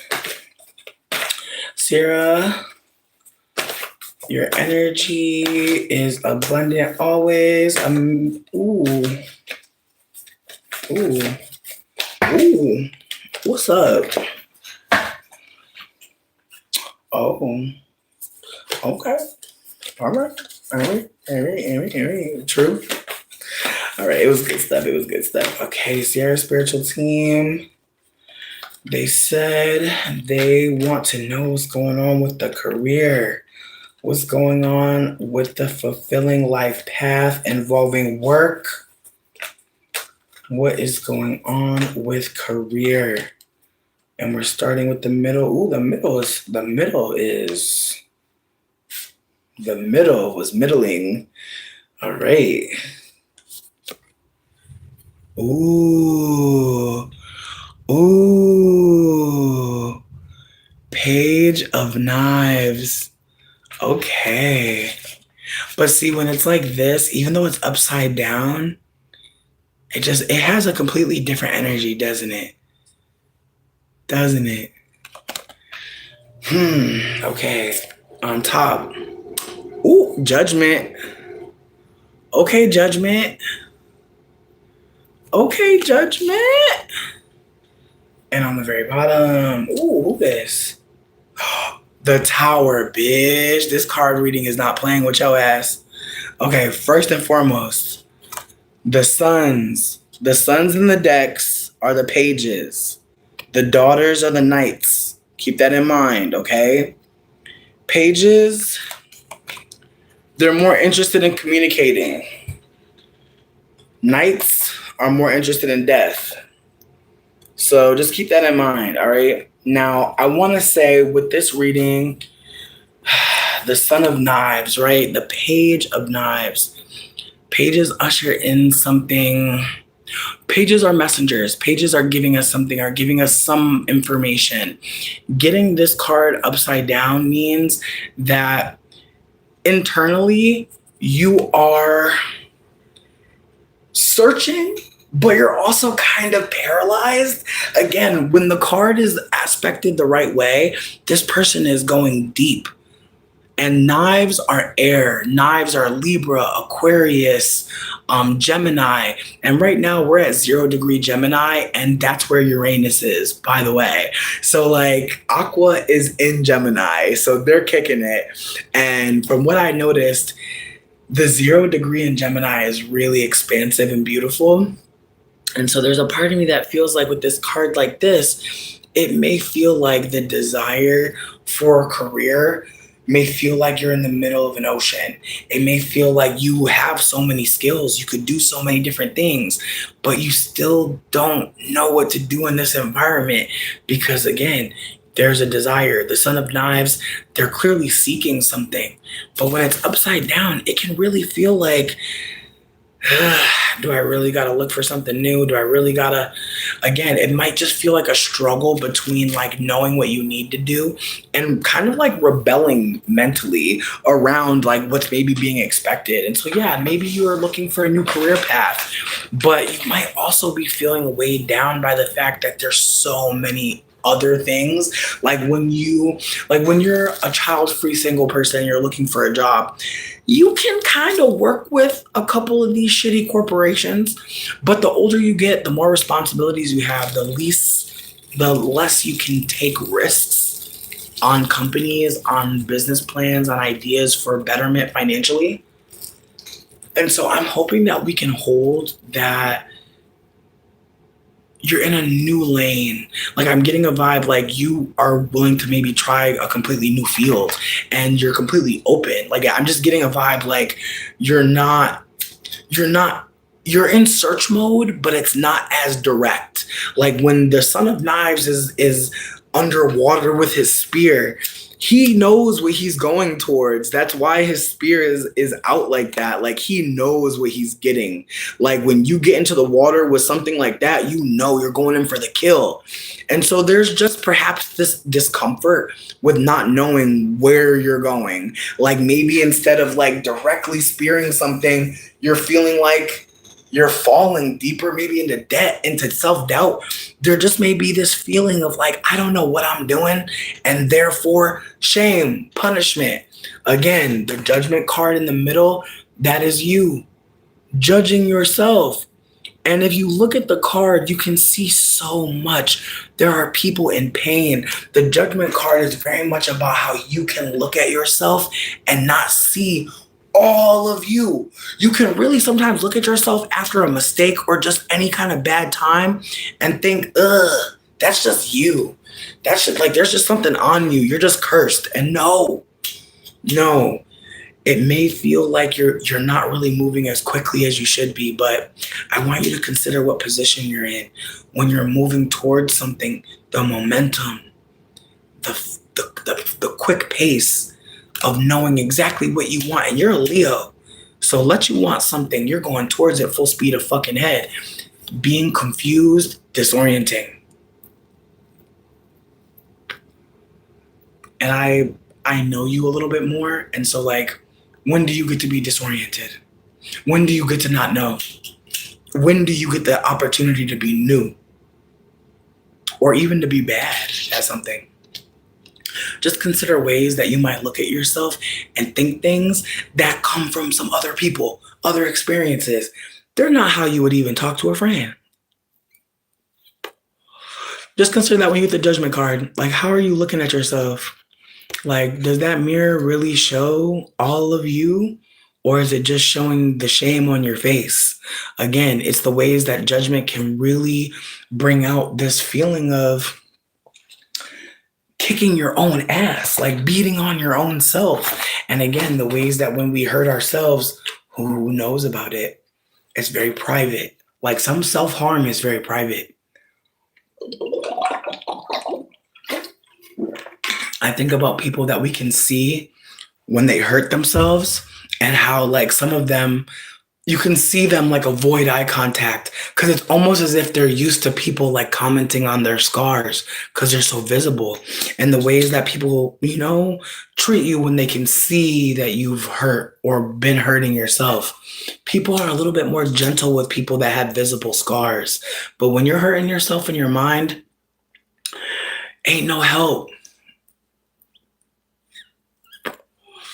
And people might not know how to talk to you because a lot of times when we're judging ourselves, we can talk to people in a way that lets them know they might not be able to handle me telling them what they're doing to me. Like, sometimes people can be so hurt that people really don't think you can handle how you're impacting. And so I'm hoping you know that judging yourself, looking down at yourself, that's part of learned behavior. I don't believe ever would want to hurt ourselves. I don't believe that genuinely. But I think that there are times where it feels like it makes sense because other people have taught you how to treat yourself. That Tower card on the bottom looking right at you means that whatever it is career-wise that you thought you were going to do forever or for a longer time, I think it's done, and I think you've known it for a while. I think that this card is whispering at you because it's trying to tell you it's the end, but the end is also a beginning. The Tower card is about things that were built really big in your mind, things that you remember scaling, architecting, designing, these dreams that were just larger than life that crumble, that literally just you cannot even believe when you really watch it fall, all the time and energy poured into it, but it's falling and it's crumbling and you have to accept that. The Tower card can be a hard card to get because it can be such a confirmation that the outside sources that are watching all of us see something dead, see something not even just dead, actively breaking apart. This is a great card to get if you're ready for a new challenge. If you've been grieving something and you're ready for something new to be built. But this card can be a little bit heavy when you're not ready for things to end, when you're not prepared. I think the Son of Knives is also a reminder that you have more support, that you're never alone with a single staff, that even for this person to get here, it took support. There are probably people waiting for them to come up for air. to help them bring the kill. I want you to consider that there are moments where you think you did it all by yourself, but when you zoom back, you notice how many people made dinner, how many people took the kids, how many people came over just to sit with you. Again, I want you to remember when you start to feel like it's all down to you, you got to figure it out. It might be really time to call in for support. Because it feels like you're not only dealing with being disoriented, with maybe feeling like you don't have the air supply, you don't have the life to keep going forward or to keep going directly at something, but also maybe mentally you don't really have the strength to fight off all the mean thoughts. Perhaps what needs to die is the idea that you're supposed to do this alone. I do think though that looking at the card that was above the death card is always fun. The card that was above the whisper, I see, the 5 of Knives. And so when we see the 5 of Knives, we are oftentimes seeing the ways that fighting, the ways that pain, the ways that discord, the ways that trauma can show up in our lives and show up in our mental health. The 5s are always really emotionally taxing. And when you look at the number 5, it's shaped so strange. It's shaped like, if you were to really like try to turn it into a human shape, I think that shape would be kind of hard to be in. I want you to just consider the shapes that look like it's one stroke and maybe a curl, just like the 9 is a circle and then the long spine. Just consider how these things were created. They are symbols. Please don't think that this language, the colonizer came up with this. They're not that sophisticated. They stole most of this shit. So just consider that. So seeing that 5 of swords, it's showing that you have a lot of thoughts that are maybe fighting. Maybe there's one thought that says, I want to work somewhere where I'm proud to work there. And another thought comes through and says, you need to have a certain type of wage. Fuck the culture. What are they offering? And then maybe there's another thought that says, I need healthcare and I need to make sure I can have it for my whole family. And that's important too. And it's the ways that maybe there's so many thoughts and they're all important, but they're all fighting. Even though they're all about how much you want to make sure you're good for the future. They're all about how you want to fight to make sure everything makes sense in the future.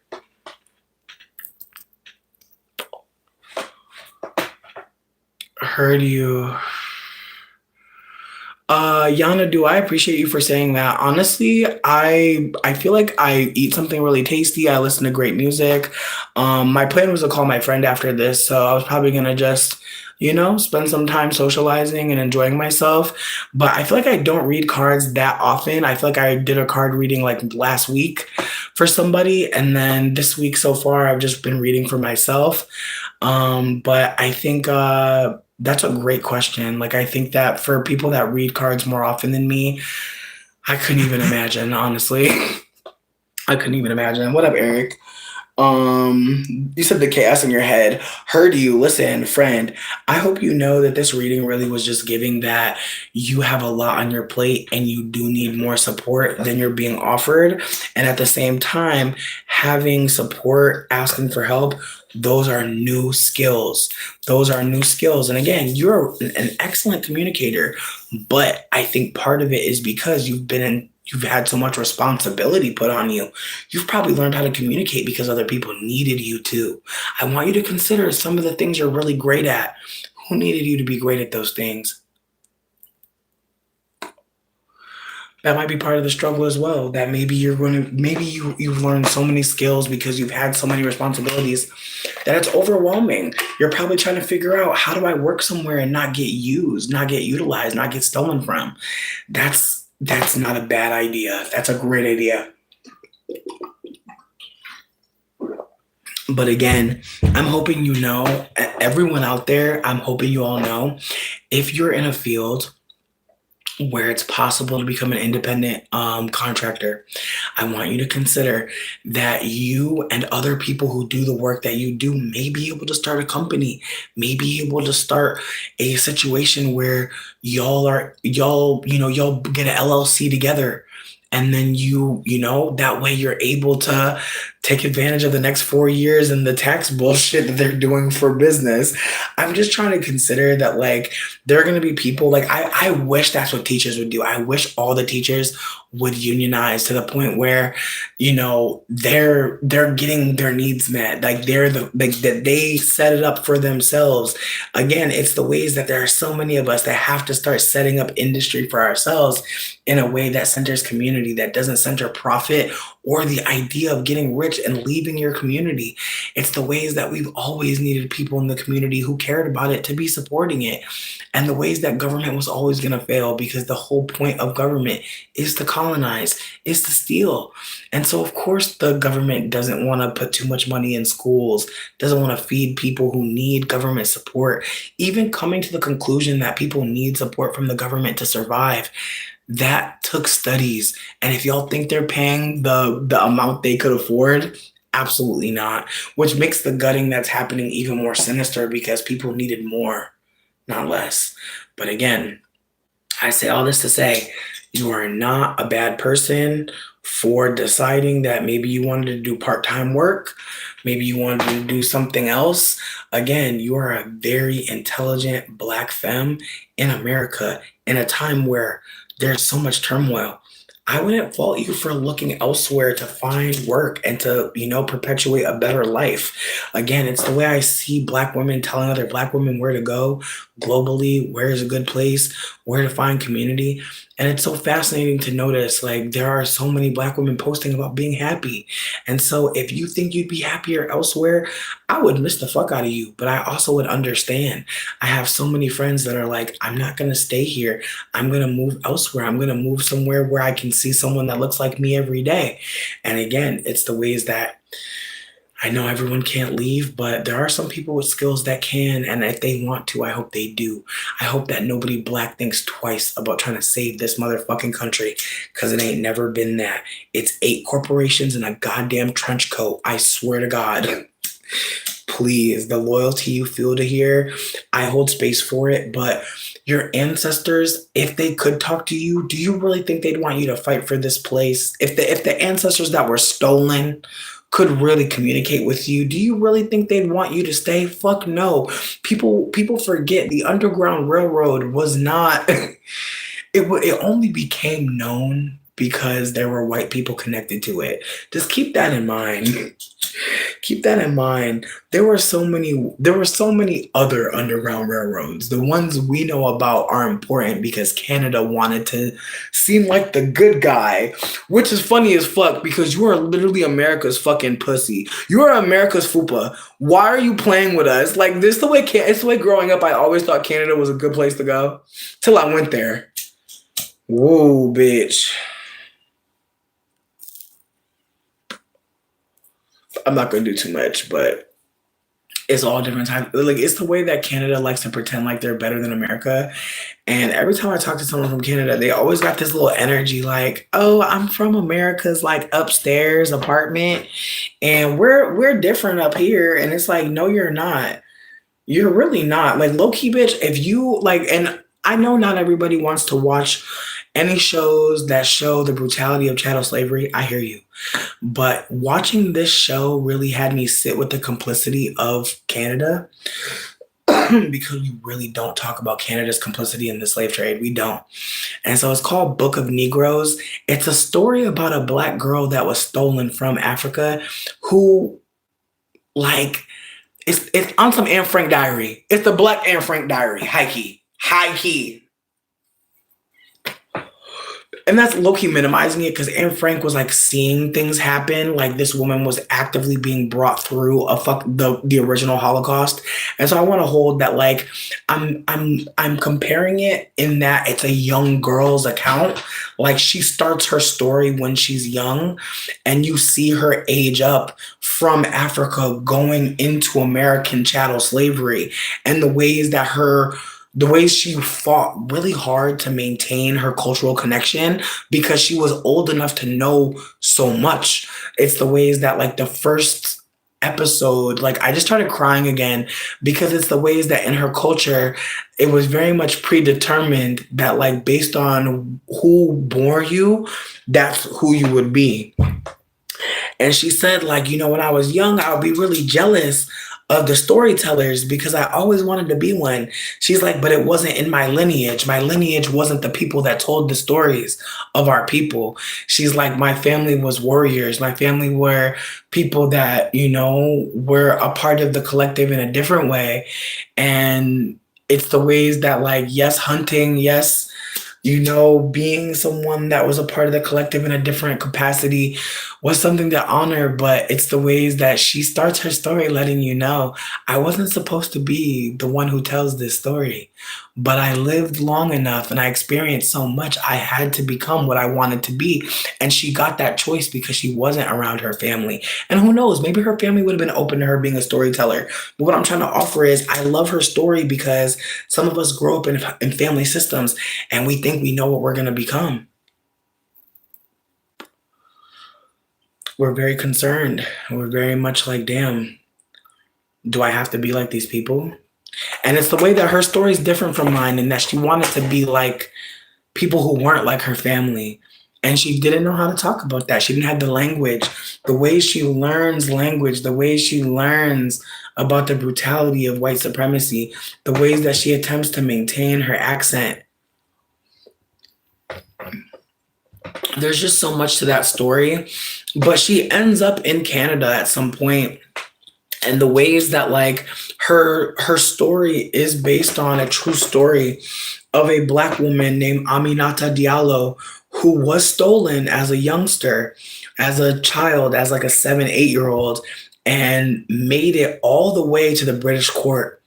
And she and again, the stories that she tells, but her story made it to the British court. That is why that's why the story was even told in this way, because this Black woman made her way to the English courts to talk about how they enslaved.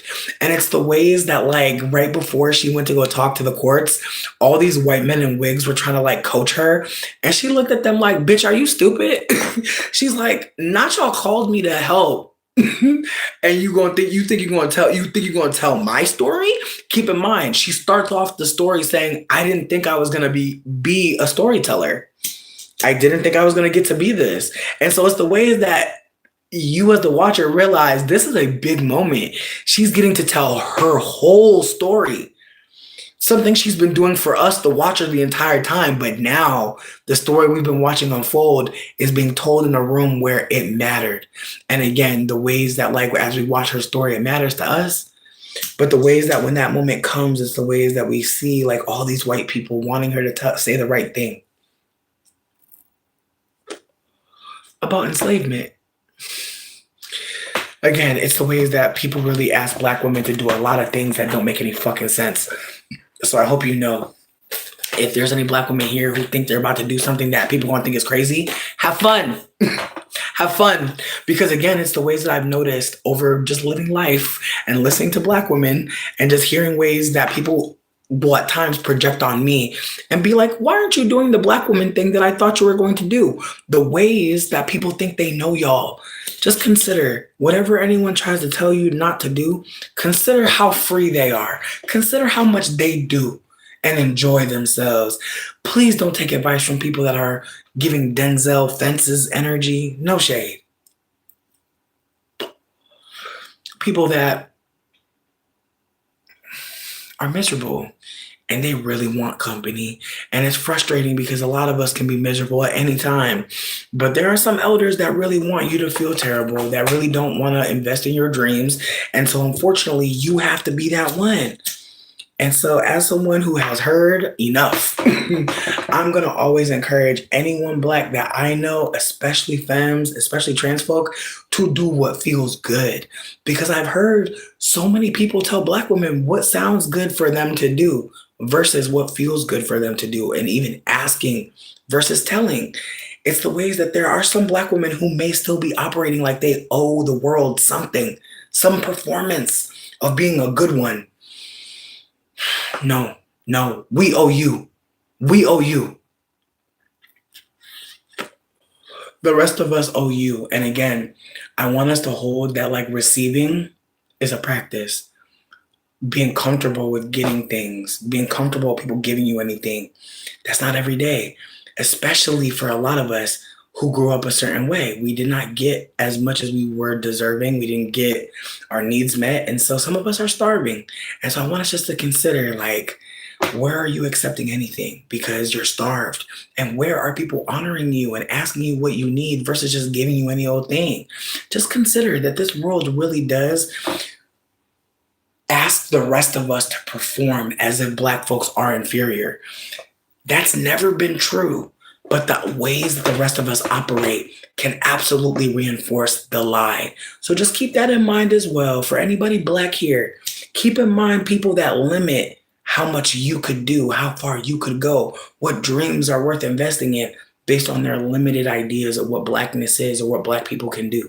Just please try to consider that. Because again, as a lighter skinned mixed person, people say all types of things in all types of rooms. And one thing that I keep hearing is that there's a certain type of experience people expect from Black women especially.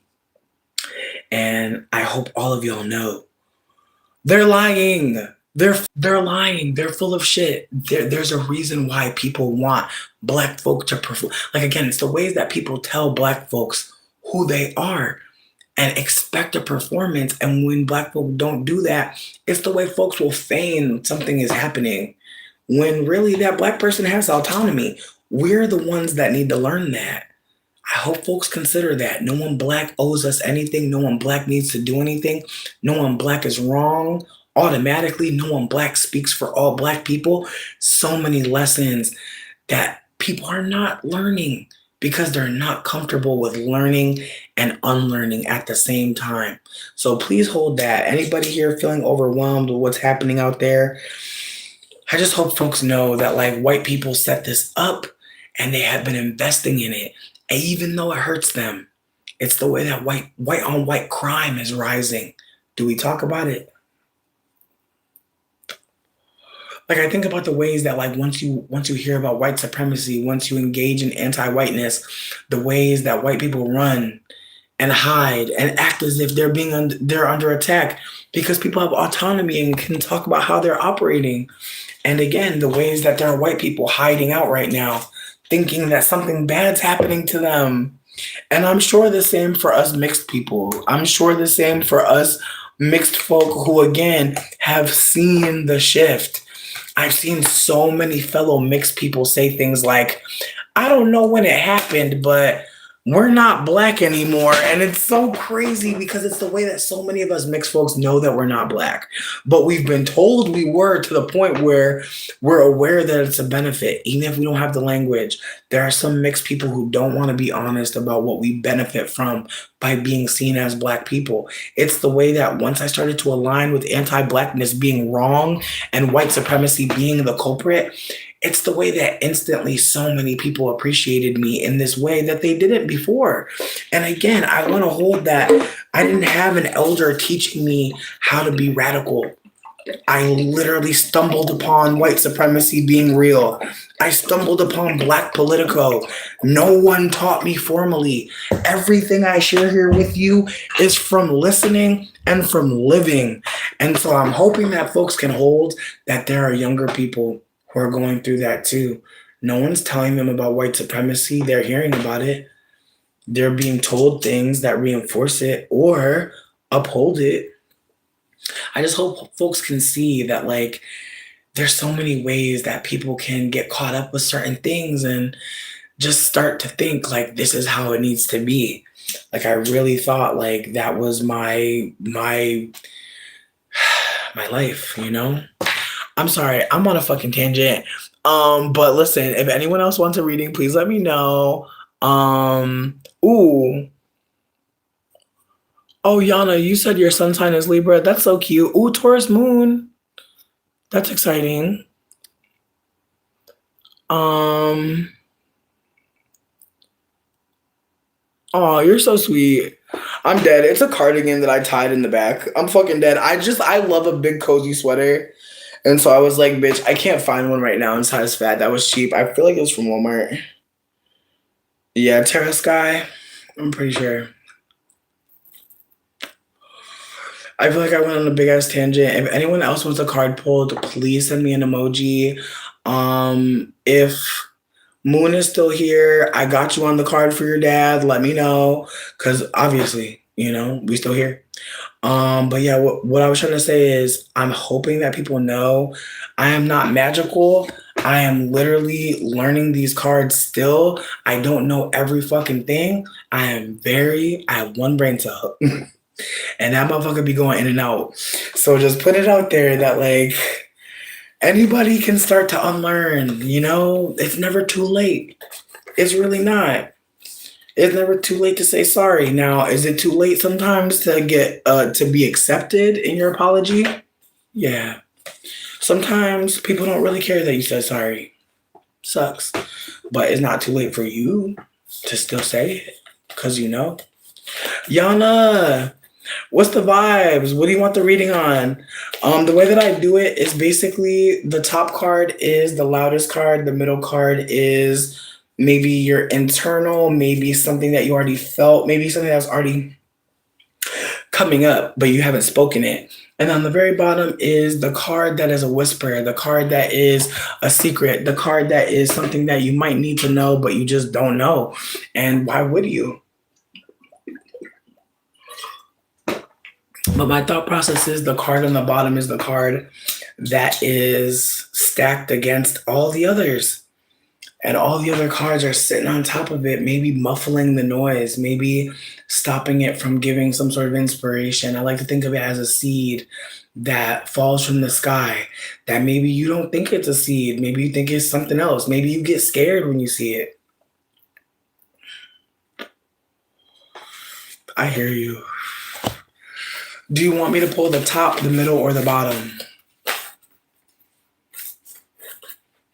And yeah, I feel like everybody trying to figure out what the money is giving, and I hear y'all. All right, Yana Du's Ancestral Team, please give us some guidance. They're really interested in knowing what's going on with their career in the future. And so if you don't mind giving us a little bit of insight on what is going on, what is next. Oh, there's a lot of complex feelings here I can feel. All right. I just want to make sure they're all mixed up real good.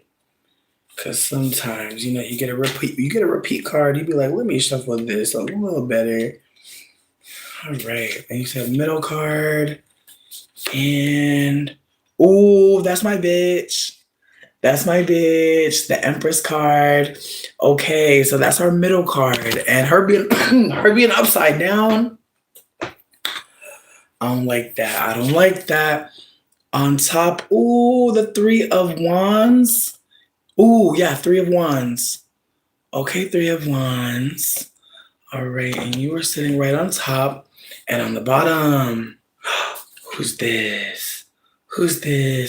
The Hermit card, upside down. Okay, Virgo Tings. Okay, first of all, you said you're a Libra. This is your mother, okay? Libras, this is mommy, okay? This is the mother, this is mujer. The Empress card, that is Big Venus, okay? And I love that she's chunky. That's why I love this card, because she's not little. Now, her being upside down means that whatever this career field is, you need to be in an environment where they are focused on the entire spectrum of the worker. It's like you're not settling. Like you're looking for something to where you can be in harmony with yourself and the earth. The Empress very much can be a little self-centered, but it's because she knows what she likes and she doesn't want to settle for less. And so keep that in mind. The Empress upside down might also indicate that, you've been settling for less at a job and now you're like, bitch, no, I need a job that's going to take me on an island. I need to go on a vacation. Like it's really giving that like you haven't been able to do what you want to do. And so when it comes to work, you feel like a slave, bitch. Like it's giving you're not a free goddess. Like it's giving you're literally working for every motherfucking crumb. And so with that being said, They do not deserve to take all this energy from you. You deserve to do something that gives you time to be free and to do other things. Because again, whatever the fuck you're looking for career-wise, that's not it. Like, I just want to let you know, this Empress card, she don't like to fucking work. No shade. So this is deeper than getting work. You need money for a project. That's the T. You need money for something big. You need money for something real big that's either concerning beauty, truth, love, litigations. I don't know who you gotta sue, bitch, but it's really giving the money is not moneying. The money is not moneying. And so you're not able to create the things that you really want to create. Like, I'm seeing something really beautiful. I don't know why. I'm also getting a fragrance. I'm not sure if you're trying to do something with beauty or with with perfume, but it's really giving that you have something that's actually like really sensual, really loving, really abundant, really big. And again, that's the thing. It's not about a job. It's about a career. It's about a practice. It's about a specialty. Like, you're really doing a lot. And again, when I say a lot, I mean like you're dreaming it. You're dreaming it. This job is not like, it's like your energy ain't to be fucking working to the fucking bone. Like, that's all I'm trying to say. It's not like you're not trying to work 3 fucking jobs to death. No, you're trying to do something so that you can get some money, so you can do something that you actually want to fucking do, that'll put you in the right alignment with yourself. Again, as a Libra sun, Libra suns very much want to be seen. And they don't want to be seen looking dusted or busted. And again, it's the ways that working at the wrong job will have you looking ate up. Like, worse than anything else. Like, oh my God, bitch. I remember I was working as a dishwasher. Woo, bitch. I ain't never looked more rough in my motherfucking life, bitch. I almost had a beard working there, bitch. That's how hard I was working. I almost had a fucking beard. So again, whatever the career path is, keep in mind the things you really want to do, because this card, the Empress, will not be mocked, okay? She very much wants her toes done. She very much wants that special soap that she likes to wash her booty. Like, again, she's very particular. She has desires. Libras love little cute things. And so just keep that in mind, that like the desire for little cute things, that's not a bad thing. That's not greedy. That's preference. What the fuck? Again, we literally didn't even ask to come here. If you can't have what the fuck you want, I can understand why that would be a fucking problem. So keep that in mind. The Empress feeling away. She not getting her needs met. But that's what it's about. 3 of Wands, though. 3 of Wands sitting right on top. It's really giving that whatever work you're going to do, you're not doing it alone at all. That you're actually a part of a legacy. There may be people in your family that have done this thing that you want to work on, but they might not be here with us. Like, it's just giving that like there's something bigger happening here, in terms of what the desire really is. It might also be whatever it is that you're trying to work on. It's going to bring harmony between many different types of people, not just one type. Or it may facilitate a moment for people to have, as you said, soft life, like allowing people to have comfort, allowing people to be closer. And again, that card being right on top, it might be signaling that there are people in your community and in your life that are motivating this dream, that there are people that you've seen IRL that have needed this.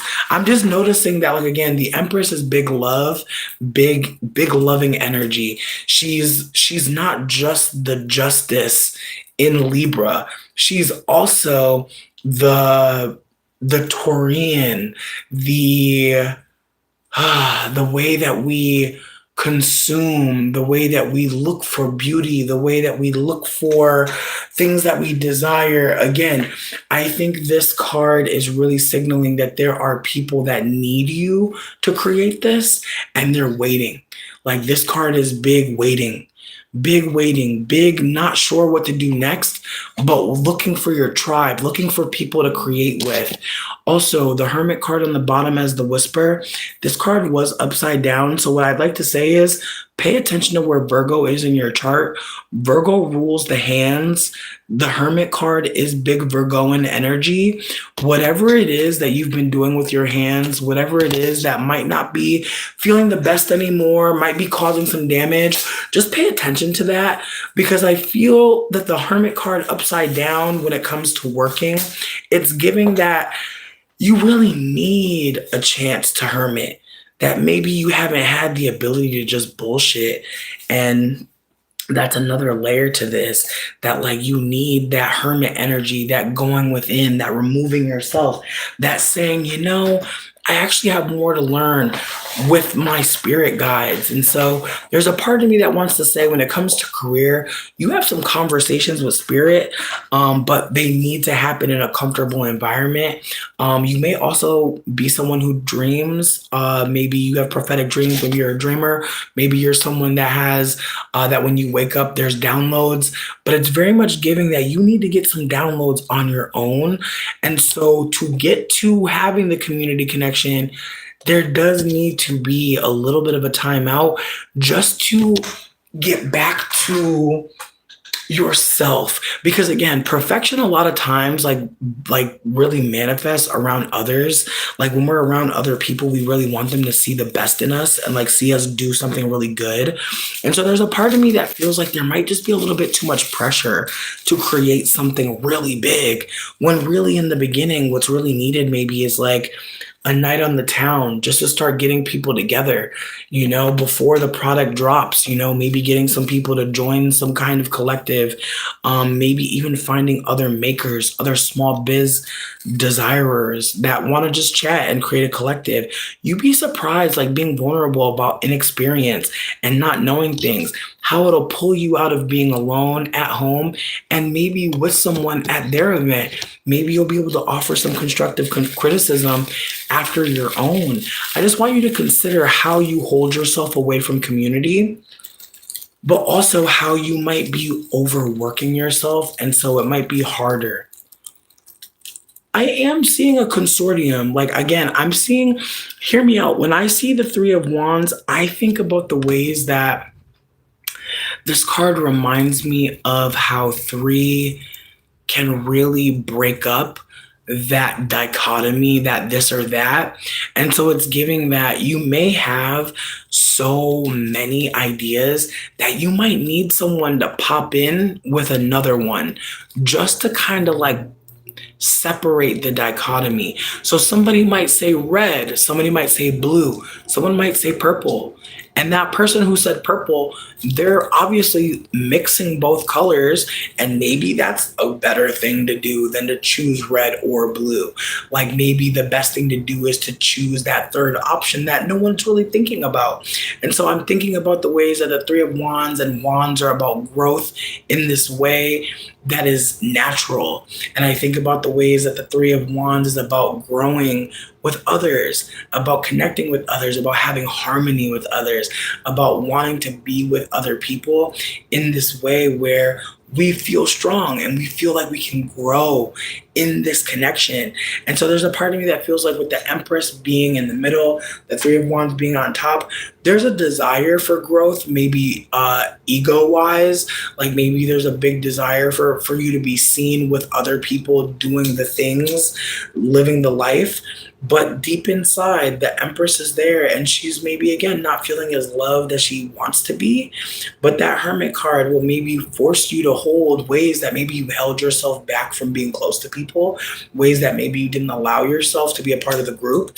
And again, I'm not saying for you to align with people just to sell anything or just to, but I'm trying to say that there might be people that are doing what you want to do.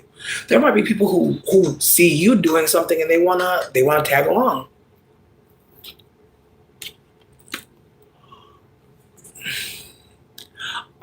She definitely has what looks like either freeform locks or a very detailed afro. I think she looks amazing. I also love the waterfall. But I do think that the Empress she's love, I personally feel like the Empress is the world. Like we live on the Empress. I feel like the Empress is our home personally. And I think that when I see the Empress card, I don't just think Libra, Taurus. I think about the rules of Earth. I think about how Libra is the scales, weighing things out, good or bad, the dichotomy. And I think about Taurus, the hearth, the ways that it's the ways that people see Taurus as a bull, the way people see Taurus as a hungry person, the way people see Taurus as not very smart, like the ways people see Taurus as getting angry. Again, the ways that like people project so much on Taurus, and the ways that again people see Libra as reasonable more often than not. And again, the way that the Empress represents both the duality, the litigations, and the you got everything and you have it all. And I think about how Taurus is I have, and Libra is we are.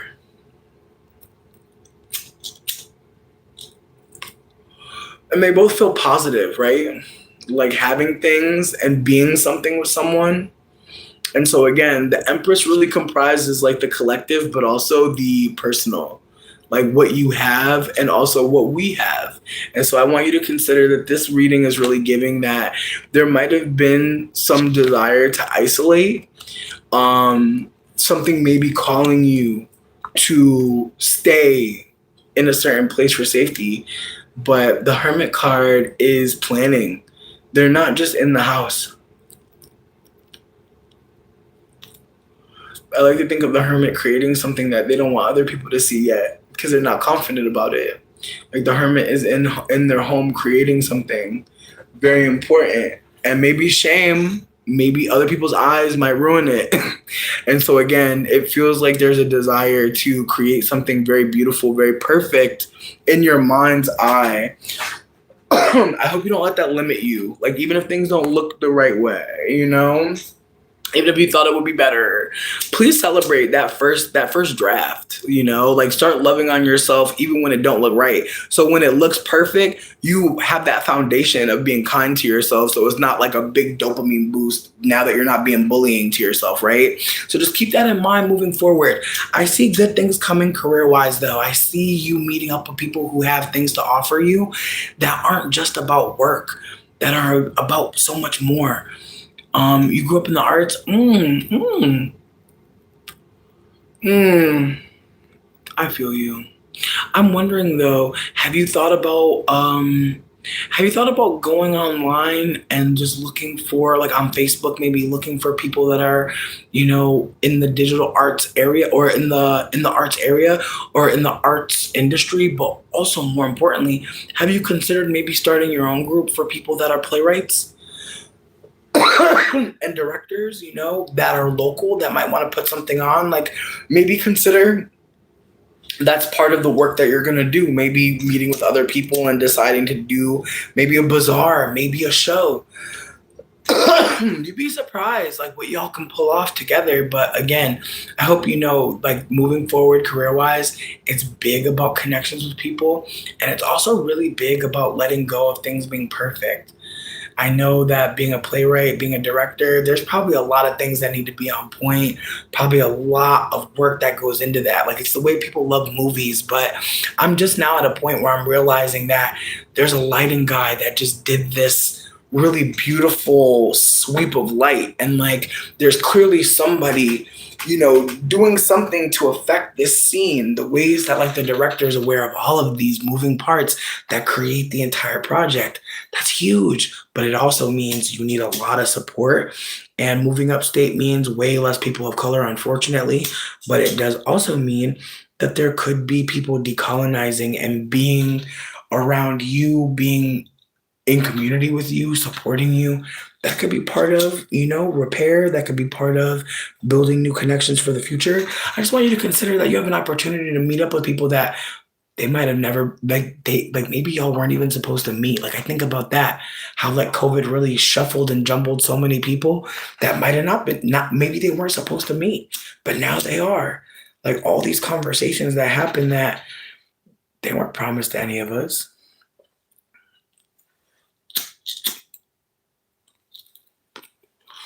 And see knowing that, starting maybe a little local collective, or even even if you don't want to start local, just creating the group. Like, I'm down to share it.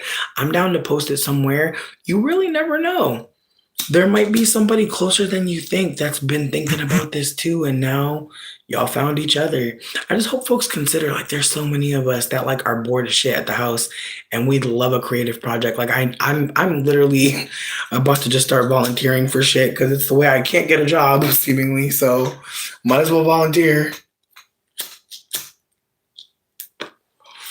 I honestly think I didn't get this job that I wanted because I cried in the interview, but I only cried because, like, it literally was a job where we'd be working with people who are houseless. And so I cried because, like, they asked me some question about, like, what do you take from this? What did you take from your experience being houseless that you can use in this job or some shit? And I was like, I just broke down because I was like, I know that everybody deserves the same kind of fucking support in terms of, like, when you're fucking houseless, like, you don't need someone to be shitty to you. Like, anyone, I don't care why you're houseless. Like, again, it's the ways that sometimes, depending on how you become houseless, people really treat you like shit, and they justify it, and it sucks. But again, it's the way I started crying because I started thinking about the ways people have treated me. And but if I'm being candid with you, I told them straight up in the interview, I was like, I can't really fight. So if you're looking for someone who's a fighter, because I just feel like being a fat bitch, people really think I'm gonna beat up somebody at the job. And it's like, don't hire me if you want a fucking Miss Trunchbull ass. Like, if you want a fighter, that's not me. And so there's a party because I feel like they were interviewing a man right before me, which made me think, like, maybe they're not looking for me. No shade, but I feel like sometimes when people hire for, like, front desk, front of house, I feel like nowadays, like, I don't know about y'all, but I've noticed a lot of jobs, like, they're hiring for a job they say, but when you really look at what you have to do, this is like three people's jobs.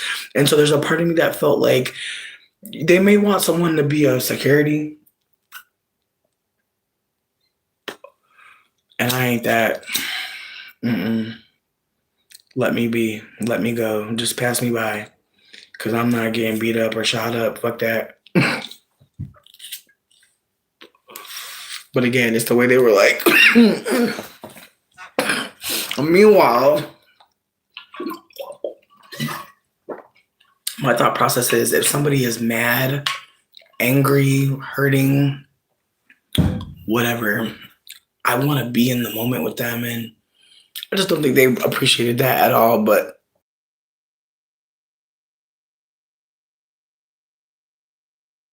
like I was saying though, a lot of these jobs want to hire like somebody for like three jobs and pay them half a paycheck. So please know that, like, y'all are not crazy. Wanting to start a new career path, wanting to do something different, it makes sense. There's not a lot of respect for femmes, for non-men, and the wages. It's been abysmal. So, um, see, you even saying human resources, Yanadu, you just reminded me there's a black woman, her YouTube name is uh anti-HR lady. I really hope you look into that because her content has been so vital for me, especially as someone that's been trying to get back into going to work for places that have HR. But there's so much information that she shares about her time working as a black woman in HR, and she gives so many tips on how to report, on how to get a litigations going. And so I will put a link in the comment below just so that folks have access to everything that was shared here. But her name is Anti-HR Lady. She has a really great video that I share a lot, called like how immigrants can perpetuate anti-blackness. And I really appreciated it because, again, there's not many people who are willing to tell folks who are from outside of America who come here about the harm that we perpetuate. And obviously, I'm from America, but my family is half immigrant. And even though I've never thought anything about Black American people because I thought I was a Black American person, now that I'm aware that I'm not a Black American person, I'm holding all that I've learned while thinking I was a Black person, and then also all that I've learned listening to Black people talk about their experiences and also the erasure of us mixed people. And so I'm just trying to hold that, like, I'm never trying to make it seem like I'm a good light skinned person or like I knew something or I'm better or I've changed. Not at all.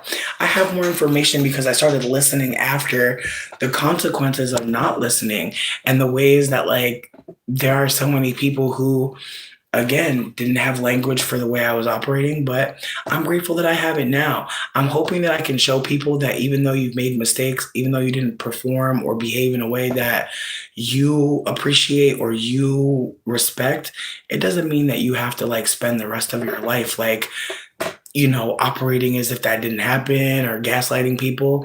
You can sit with it. And I'm hoping more people realize like the more we sit with things that we did that we didn't want to do, maybe we'd actually start doing what we do want to do because we wouldn't have the shame of trying not to do that shit again.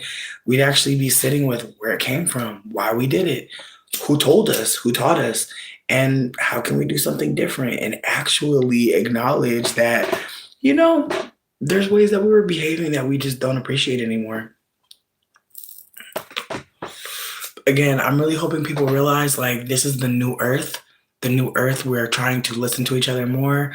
We're trying to pay attention to people who are not just marginalized, but marginalized and emoting. There will be so many people who don't want to talk about these topics. I want folks to consider that just because you get information about a certain community, certain information, it doesn't mean everyone's going to want to talk about it. And so I'm hoping that folks remember there will be some elders that want to talk. And I'm hoping I didn't stay up too late with you because I'm going to talk to my friend who is a fellow elder. And I love talking to them because I feel like us elders, we remember so much, especially when we get a chance to just talk freely. And I'm hoping that folks here know that if you don't have anyone to talk to right now, there are so many places to call. But also, you can always DM me. My door is open. I realize very late that I'm one of those people that's going to get older and more friendly and more chatty. And there are going to be some people who unfortunately think that there's a way to, that there's a different way to live, that like they want to protect themselves and they're not wrong. I hope that we will realize like the most outgoing of us, some of that is predestined. Like some of us don't get taught to be like that. Our spirit knows. And some of us get harmed into hiding. So if you don't feel like you're outgoing right now, think about what's happened. Think about what has happened. Because a lot of times we are in the midst of hiding after pain. And we bully ourselves for not being more outgoing when how the fuck could we be? Who was there for us? Who shared with us? Think about it. Think about when adults around you were wrong or when they did something they didn't like. That they like think about how many elders told you I made a mistake and hurt somebody. Think about that. We've all hurt somebody. Think about how little adults told you about that.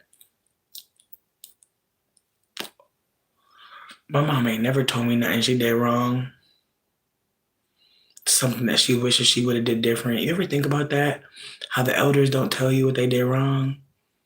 Like things they wish they could have did. I really think that's something that a lot more elders should do is tell stories where they were in the wrong, tell stories where like they hurt somebody, tell stories where like they didn't do the thing that they know now would have been right. I just hope people can realize like there's a reason why you didn't know what to do. Who taught you? Some of us really assume that we're going to just learn everything on our own. You're not. You're going to learn some things because you hurt someone. You're going to learn some things because someone hurt you. You're going to learn some things because you listened. You're going to learn some things because you allowed yourself to be wrong. And then you were nice to yourself instead of being mean. And then you realized, oh shit, I can pass this along. You're going to be so nice to yourself that you realize when you see that other person who's doing the same thing you did, you're going to come to them a little a little more gently because you're going to say, hey, friend, I know that you might be thinking like this because you used to think like that, but I'm hearing this, or this is some more information. There's so many ways to push back on people when they're saying things that are really hurtful. We don't have to hurt people just because they're hurting us. We really don't. We can make the choice to show them care, compassion, support. If we don't got it though, please don't push yourself to get it. Please don't do that. If you don't have it to be there with someone, I hope you work backwards and realize, bitch, you are burnt out, you're tired, baby's crying, dinner's needed, rent's due. Like some of y'all be so mad that you don't have the energy for someone else to steal. Sometimes, bitch, it's for the best that you could not bother. You couldn't talk. You didn't have it. Just allow yourself to really disengage if you don't have it, because I swear some of us be trying to fight with people, trying to get them to see our side, and they have not done that work. They haven't done the work. It's not you. You're not saying it wrong. You're not being mean. They haven't done the work. And so the work you've done, it looks like scribbles. It sucks. Some people really can't see you. It's hard. It's really hard. No, I know I've been saying stuff. I know I've been trying to uplift y'all. But before I go, why did I find a video where I went to the bar with this dude and I was wearing a green wig and I was in the car with him and I said, "Do you like my wig?" Or I said, "Do you like my hair?" And I was really proud of my hair. Why this motherfucker gonna say, "I don't usually like females with green hair"? Bitch, first of all, females. Second of all, bitch, you said you don't like my hair? So I told his ass immediately. I said, "Bring me back to my house." Why this man try to kidnap me? Why this man try to bitch nap me? I'm literally like, bitch, I found videos on Twitter. I was screaming. I'm literally on the video talking about something. Take me home. I was like, you hated on me. You over here talking about my wig. Talking about you don't like females with green hair. Take me home. This motherfucker talking about some no. Like, this man was still trying to take me to the bar with him after he done hated on my wig. I'm like, bitch, I wish I would go to the fucking bar with you. Why the fuck he gonna put me out the car? I'm literally yelling at him to bring me home. He literally put me out the car. Bitch, why he put me out the car like right next to Red Lobster? All I know is I got me a good plate and I talk shit about him with one of my friends on the phone at the Red Lobster. But I want to just say right now, please keep your pimp hand strong on these men. They are starving. They're starving, bitch. Listen, I clearly made it out alive, but it's the ways that like these men are starving. They've been starving, and it's wild to think about like being in a car with a man right now. It's like the last time I decided to kick it with a man. It was just foolish. Like, it's the way it's foolish, and it's the way that I know I'm not a fool for dealing with him. But I feel like it. Like, I hate the ways that you feel stupid for dealing with somebody. Whew, bitch, that feeling. Mm-mm. And I just went out to eat with this motherfucker, and I really was feeling all this shame because I really trusted his dumb ass, but it is what it is. I feel like dealing with men is silly as fuck, and I understand, but I also hate the way that, like, we're supposed to know at this point. Like, I just hate the way that, like, discernment is used, because it's like, we could have discernment. That still don't mean that, like, if you hurt me, it's my fault. Like, I just feel like we're at a point with misogyny where it's like, you're dumb if you believe that man anytime. And I still hate that shit because, again, it's the way we hear stories about women talking about men, and it's the way that people think the woman is crazy. And I hate that part of it. I hate the part of hearing about a man treating a woman poorly and people really thinking, but what does she do? Or like, why did she stay? And I hate those questions because it's like, you don't understand why she stayed. After being manipulated, you don't understand why she stayed. After she brought him around her mama and her sisters, you don't know why she stayed. Again, some men only are still around because she don't want to have to tell everybody in the friend group and the mama, and like, some people really don't realize it, but there's that man only still around because you don't want to have to tell everybody what he did. It's a wild feeling. It is a wild fucking feeling. Oh, bitch. It is a wild feeling. But I hope people know that I appreciate all of y'all for being here. Reading tarot cards is so fun. I am about to talk to my friend and eat a sandwich. But I love y'all. Thank y'all for spending time with me. I get so much from this. Also, next time I come through for the readings, I'm going to bring the book out because I like reading cards on my own. But I just love the book that the tarot deck came with. It just gives so much. And I feel like a good tarot book, oh man, like, the internet is cool, but, and last thing, if there's anything on the internet, any words, anything, please print them. If you don't have a way to print, I'm down to figure something out. Let me know, because I've been really thinking about this. How like I don't want to be conspiratorial, but like I found a couple of videos recently about what to do if there was like a blackout, if we lost power, lost internet, and I just started thinking about like the ways that there's things from the internet that I've read that I want to see again.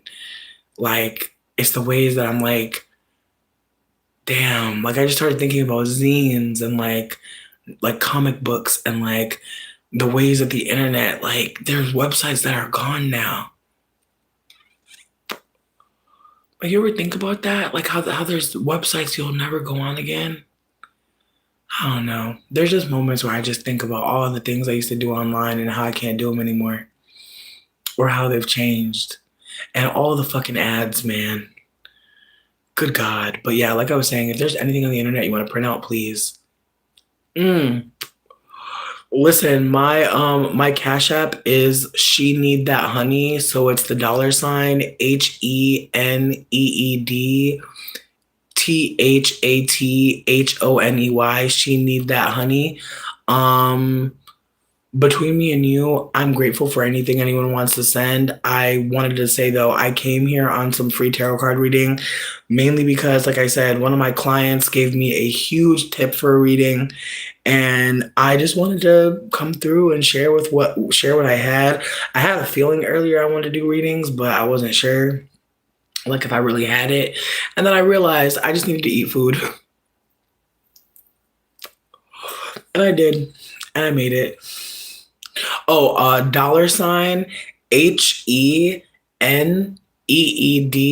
THATHONEY.